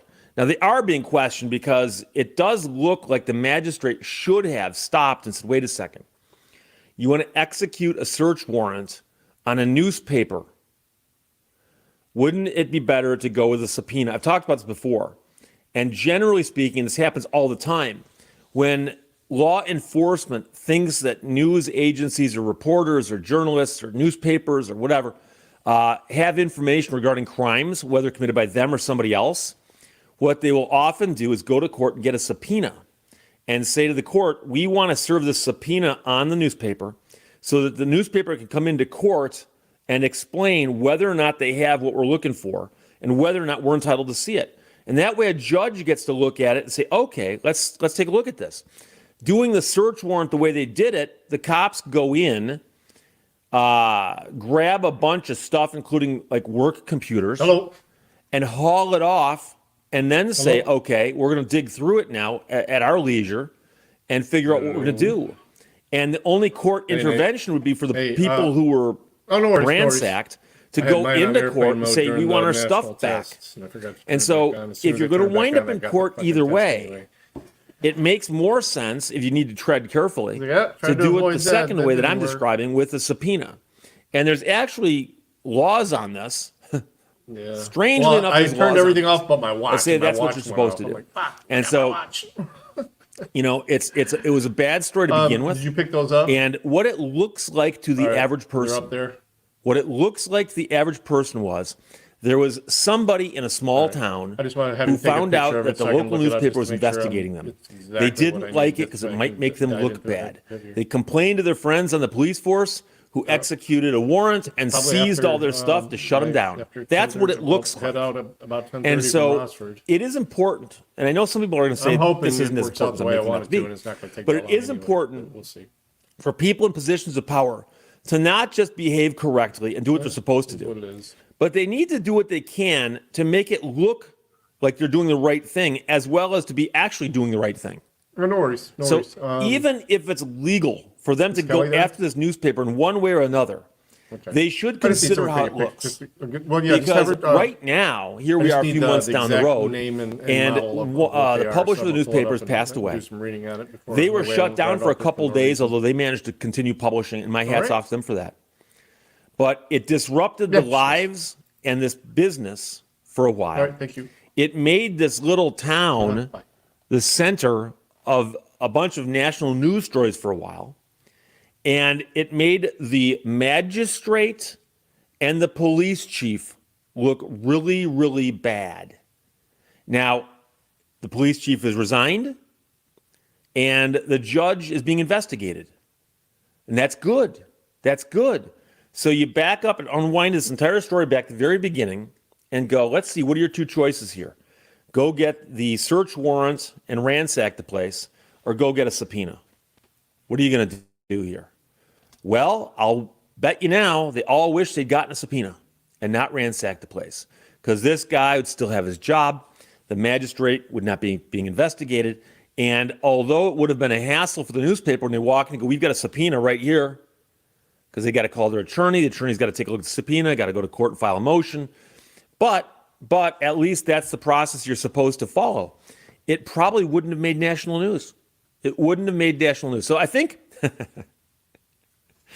as you go about your life today, of all days, or tomorrow, and you're about to make a major decision, ask yourself, I got two roads to go down here. This one will make me the headline of a national news story for a couple days. This one won't. Yeah, you might want to be. You might not mind being the head of a national news story. But chances are you want to go down the other road and do things right. So the police chief has resigned, magistrate being investigated, and we'll probably hear some more about this further down the road. But crazy story. It looks like it's starting to wind up. Dennis Romero wrote that. NBCnews.com published it. Kansas police chief who approved the raid on the journalists has now resigned. Questions or comments, put them below. Let's talk to you later. Bye-bye. Thank you for watching Leto's Law. Great things never came from comfort zones.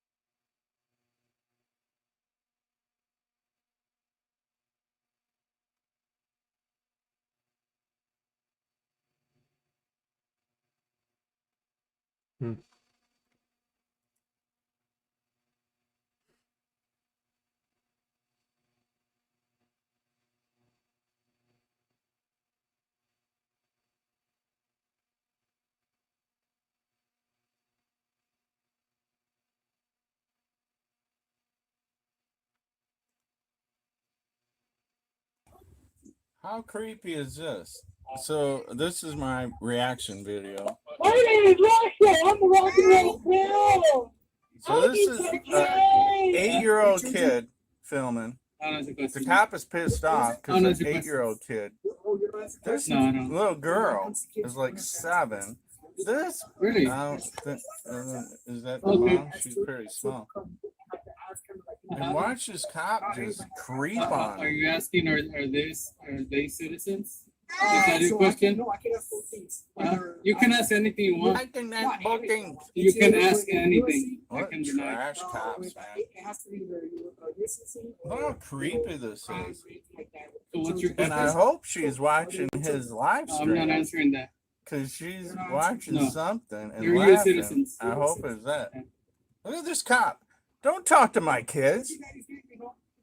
What? Hey, Why are you talking to you're my thinking, man. Why are you 8-year-old questioning my daughter? children? That's crazy, man. Creepo pedophile. You don't question my children without my consent. Do you understand that? Why are you so angry? I'm a U.S. citizen. They are U.S. citizens. Is this over? This is what the cop got. Am I clear to Are leave? you No. citizens of United States? Am I clear to Cops leave? are so fucking dumb, man. And look how the cop's all dressed in military garb with his Teflon vest and shit. Am I free to go or no? So, are they your children? Yes or no? Why would I have kids in my car It doesn't matter. that are Am I free to Mexican? go or And no? you're telling me I'm not a citizen? Am I free to go or no? Am I free to go? Am I free to go? Sir, Wow. I am a U.S. citizen. They are U.S. citizens. It is over. you know what, sir? Yes, it is so. You have a good day. What a First off, I want to nerd give a fucking huge shout out to cop, the 3-year-old man. in the back seat I that knows to record wouldn't his public be so officials in the course pissed of their duty. off And if by I had a doing so, he little displayed that he daughter has more guts than and most a little adults in America son. today. Not only And the that, I want to give a cop huge shout wanted out to to talk Connors for to standing them, his and ground and correcting the this cop Border was Patrol pissed agent that the when he started kid was getting out of filming line. him. Now check out this bonus footage from a Nerd. separate incident. And to When see the entirety cops of wear these videos, green, get to the links in the they think description they're and in let the Connors know that he was military wanting to and they're send you. Let's keep moving. stormtroopers of death from Nazi Germany, 1942. Where's the invasion? I haven't seen this one yet. I didn't quite. You coming over here? Can you help me? Green uniform. Yeah. Look at- You can. Yes, you can. I haven't seen this one yet. So this is your organic reaction video. Do I have it too loud or something? I made my last live, and YouTube is now screwing around with the rotate because they're pissed that we're showing the corruption of the cops, which are nerd losers. And look at this. When cops have a Kevlar vest, whoa, Jesus, and blue jeans, well, this guy, look at that, this guy's great. Wow, really, dude? Well, at least you got a fucking commercial. I have to wait for 8 seconds. Yeah, he slowed it down. Look at that, right there, that was awesome. Look at this nerd loser. We wear sunglasses and can spread our legs with our guns. Nerd losers. Look at them. If you have a body cam, why do you need to take a photo? Look at his cheap smile. Oh, he's getting another photo. He's such a nerd loser. It's like, take a video. It might last longer. What was that saying? Good future of Pee Wee Herman. Rest in peace, Paul Rubens. But this nerd cop, this cop is the dumbest one. Look at his glasses. When you tilt your head, oh, I'm gonna click on my thing. Look at it. When you tilt your head, that means you have no clue of what you're doing. And all it says to the person that you're talking to is, how do you not respect my authority? You do? You're talking to me this way? Look at this guy. Confident? I'm Look at this fat fuck. Do you think he went to the prom? Do you think this fat fuck went to the fucking prom and got laid in high school? Look at what a nerd he is. Look at his glasses. Like, take steroids and go to the gym. Huh? Agent Garcia. Agent Garcia? Yes, sir. So he's Mexican and he's picking. Oh, that was What are your duties here? Your duties? What are your duties here? Investigation. By Of looking what at me? crime? They can't even tell you what Yeah, crime there is. This goes I can get so closer. good in court. That's my. When you film police, this video is going to be in the courtroom. This video is going to be in the courtroom. The judge is going to see it. The jury's going to Good, see sir. it. How are you? His attorney, which is the prosecutor, and then listen to look at this attack. They have to come two. They have to come two. Look at this bald fuck. This guy won't give it up, man. He doesn't know how to put his head straight. Look at this nerd. Okay. And they're both Thank you. fucking Thank you. Thank you. Mexican Very professional. Hispanic. Yeah, we got it. The worst losers are the undercover cops that wear tight blue jeans. They are the dumbest losers. Did you learn something? Look at this Did cool. you learn something? Do. You did or what? Do. You didn't hear? Look at his eyebrows. Without those glasses, this guy's his eyes are just like. Look at him looking.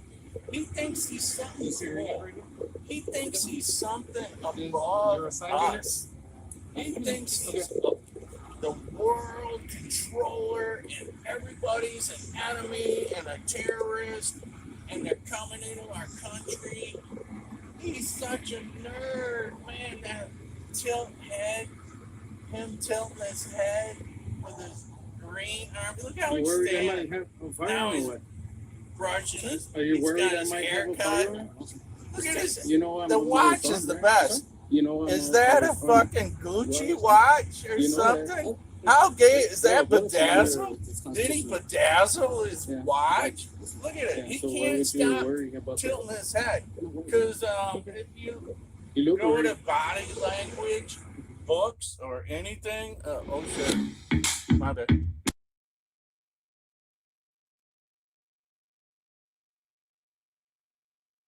To say that they are gaining the upper hand yet again. They have done this back in 2014. The lessons weren't learned. The aid was being delivered too slowly and at a non-stable rate.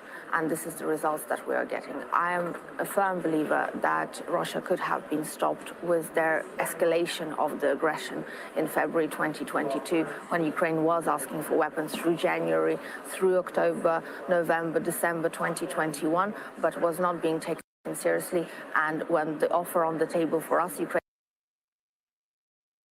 was to surrender to Putin's demands. So Ukraine is running out of time, they're running out of weapons, they're running out of personnel.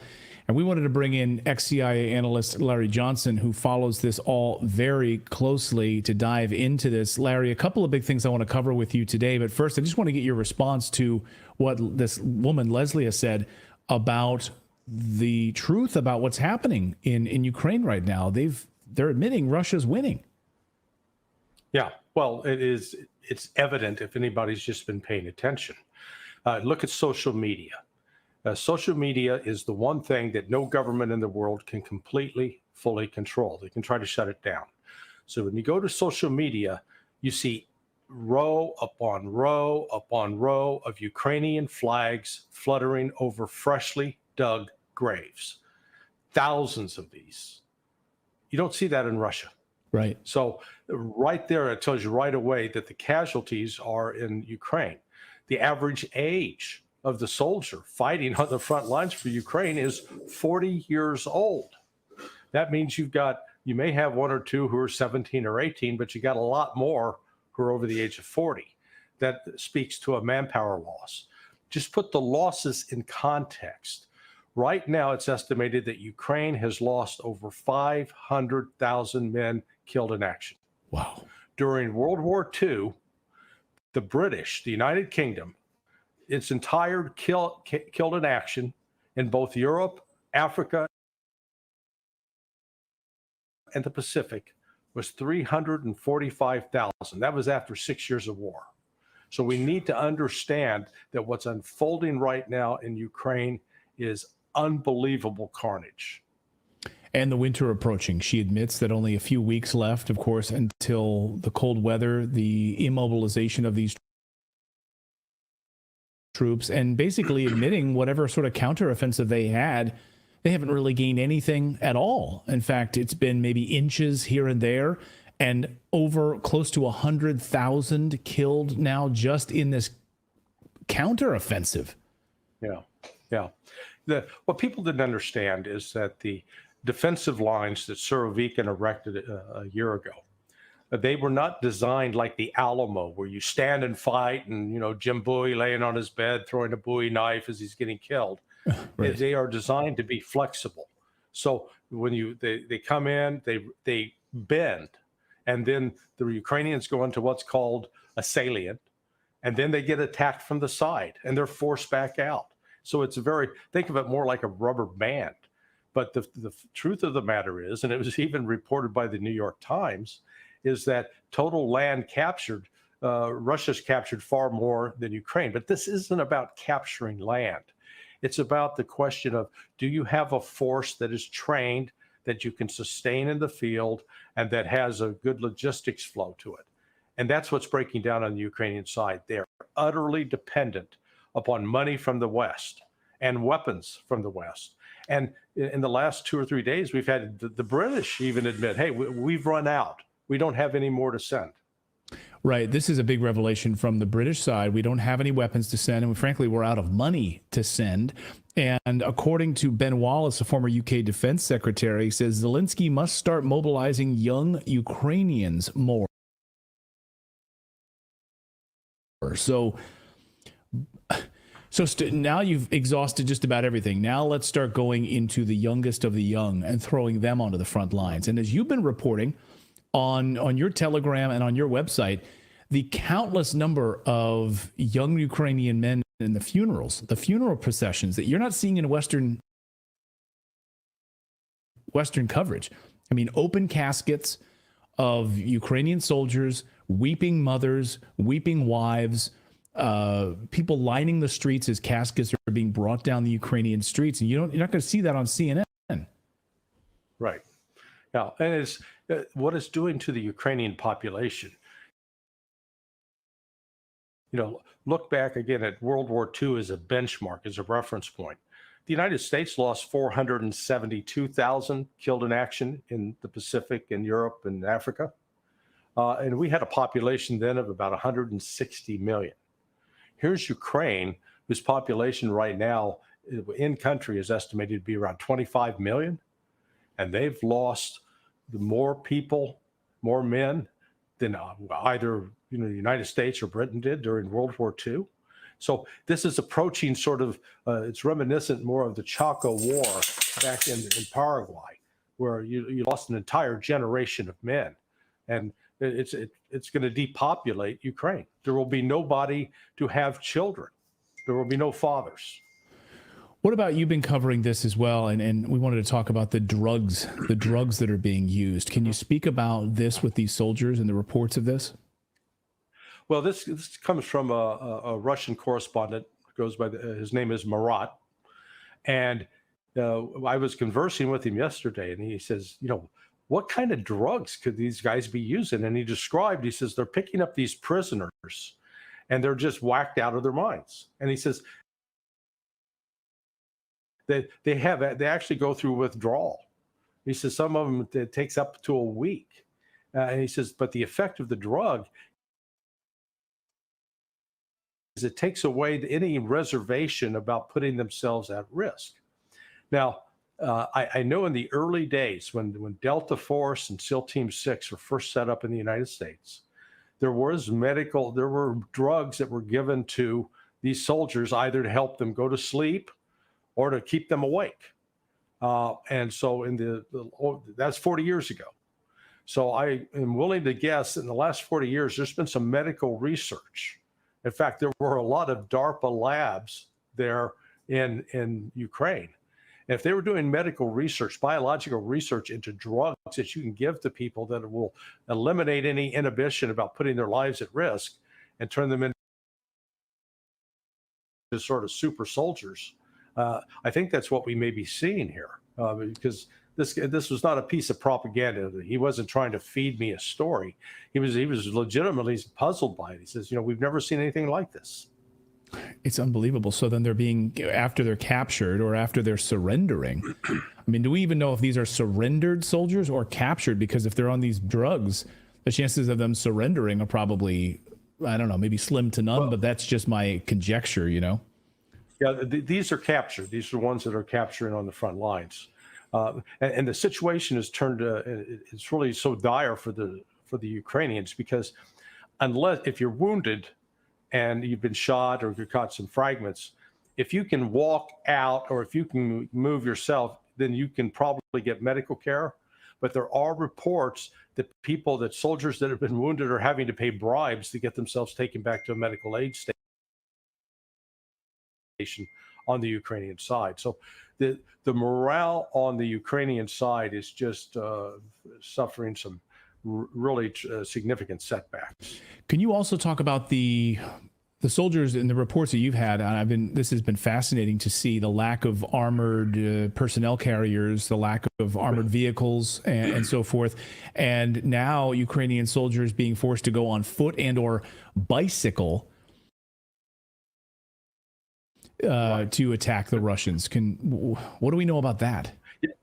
Yeah, there's one video that's popped up on social media, on Telegram, and this guy's got a bicycle with a bunch of landmines strapped to it, and he's moving them forward along a dirt road.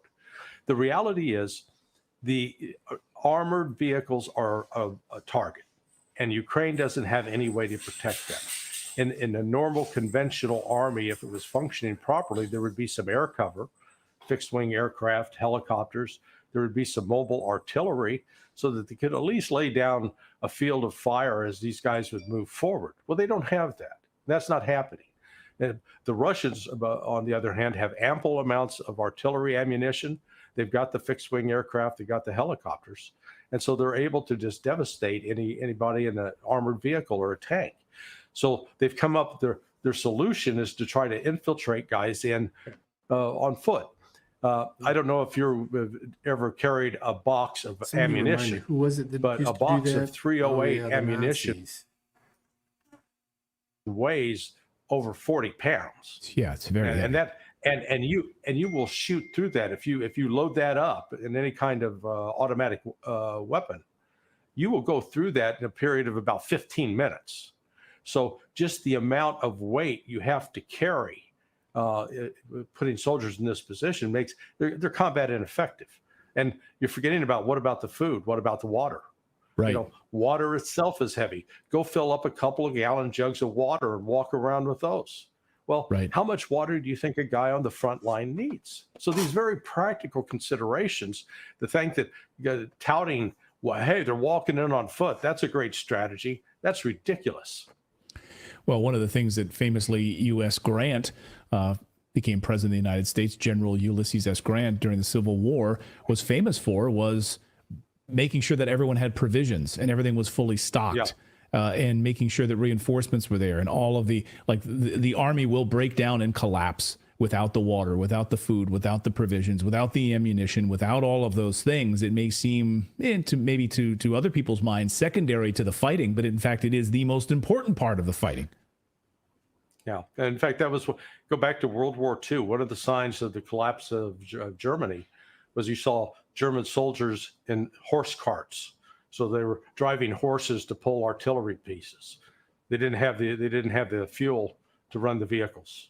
So that's a sign of collapse. It's a sign of this thing is going to come to an end, and it may come to a very rapid end, just like what we saw in Afghanistan. Remember, we were promised that the Afghan army was going to fight on for years, and they were the best in the area, and then boom, overnight, they were gone in a week. So that I actually think that is a possibility here with respect to Ukraine. What are your intelligence sources telling you as it relates to this back and forth right now? It sounds like we're seeing a couple of media reports. We've seen a couple of mainstream media reports that are showing some negativity towards Ukraine. Politico releasing that leaked State Department memo showing the corruption, the State Department admitting to the massive amount of corruption inside of Ukraine, and a couple of other odd-timed mainstream media pieces about Ukraine being corrupt, about them their offensive collapsing. And then, of course, we have this turnover in Congress right now with funding going into Ukraine, the British saying they have no more weapons. It all smells funny to me, but I'm not I'm not an ex-CIA analyst. So on the outside, Larry, what's going on here? There's a brawl underway. There's a big fight. So when I first got into the CIA and we first held clearances and started seeing classified information, I quickly discovered that when you've got a policy issue that everybody agrees on, there are never any leaks. That it's kept close, tight. The leaks come when there is fighting between people with different points of view about what's going on. And so when you see and so this leak out of State Department is significant as well, because that is so damning in terms of the corruption argument, because it feeds into what many Republicans have been arguing, that there is no financial controls over the aid that's being sent to Ukraine. And it's being siphoned off. I mean, 60 Minutes reported on that a year ago, and then took down the report or edited it out to make sure they could cover that up. Or you and I were texting a little bit earlier about like the amount of people who've been really coming and reading your site. So the traffic, I think people are really seeking the truth there, which is amazing. So keep up the amazing work. As always, Larry, great to see you. Really appreciate it. Thanks, Clayton. Thanks, Larry. It's a somber truth. Yeah, that's really great. Thanks, Larry. Appreciate it. And, it's...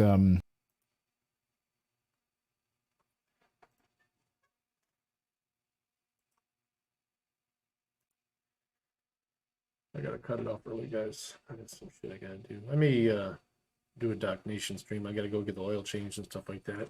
So I am going to go do that. Thank you for everybody for hanging out today. We may do one tonight too. Supposed to have a ton of new people tonight too. Hey, I'd rather nothing happen, but I'd rather be streaming when something does happen, so we'll probably do another one tonight.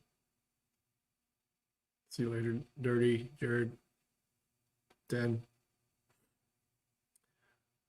We'll play the old miss. I pointed that out to Derek Dumas. He said he would get on it right away because he's got some time off. I'm surprised I didn't notice that. I'm usually anal about that type of shit. Yep, it's still wrong.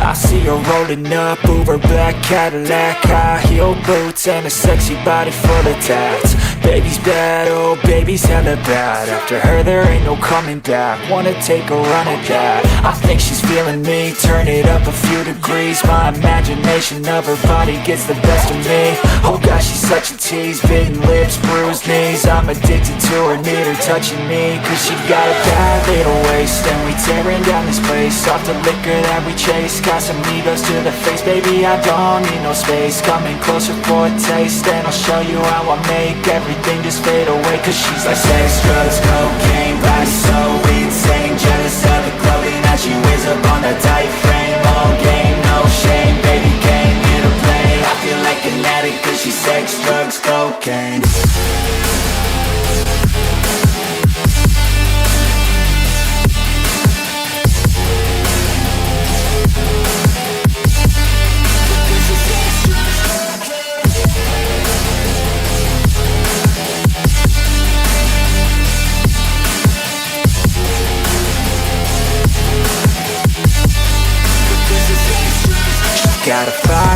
body and her mind's kinda naughty. They say that once you taste it, you cannot replace it. She could get you high, all the dopamine inside triggers fast once she's naked. Her body's a creation. They say the devil made her for his entertainment, but even he couldn't learn how to contain it. Her high heels make a damn good statement. There is no replacement, a body by Satan. She got a bad little waist, and we tearing down this place. Off the liquor that we chase, got some egos to the face. Baby, I don't need no space. Coming closer for a taste, and I'll show you how I make everything just fade away. Cause she's like sex, drugs, cocaine, body so insane. Jealous of the clothing that she wears up on a tight frame. All game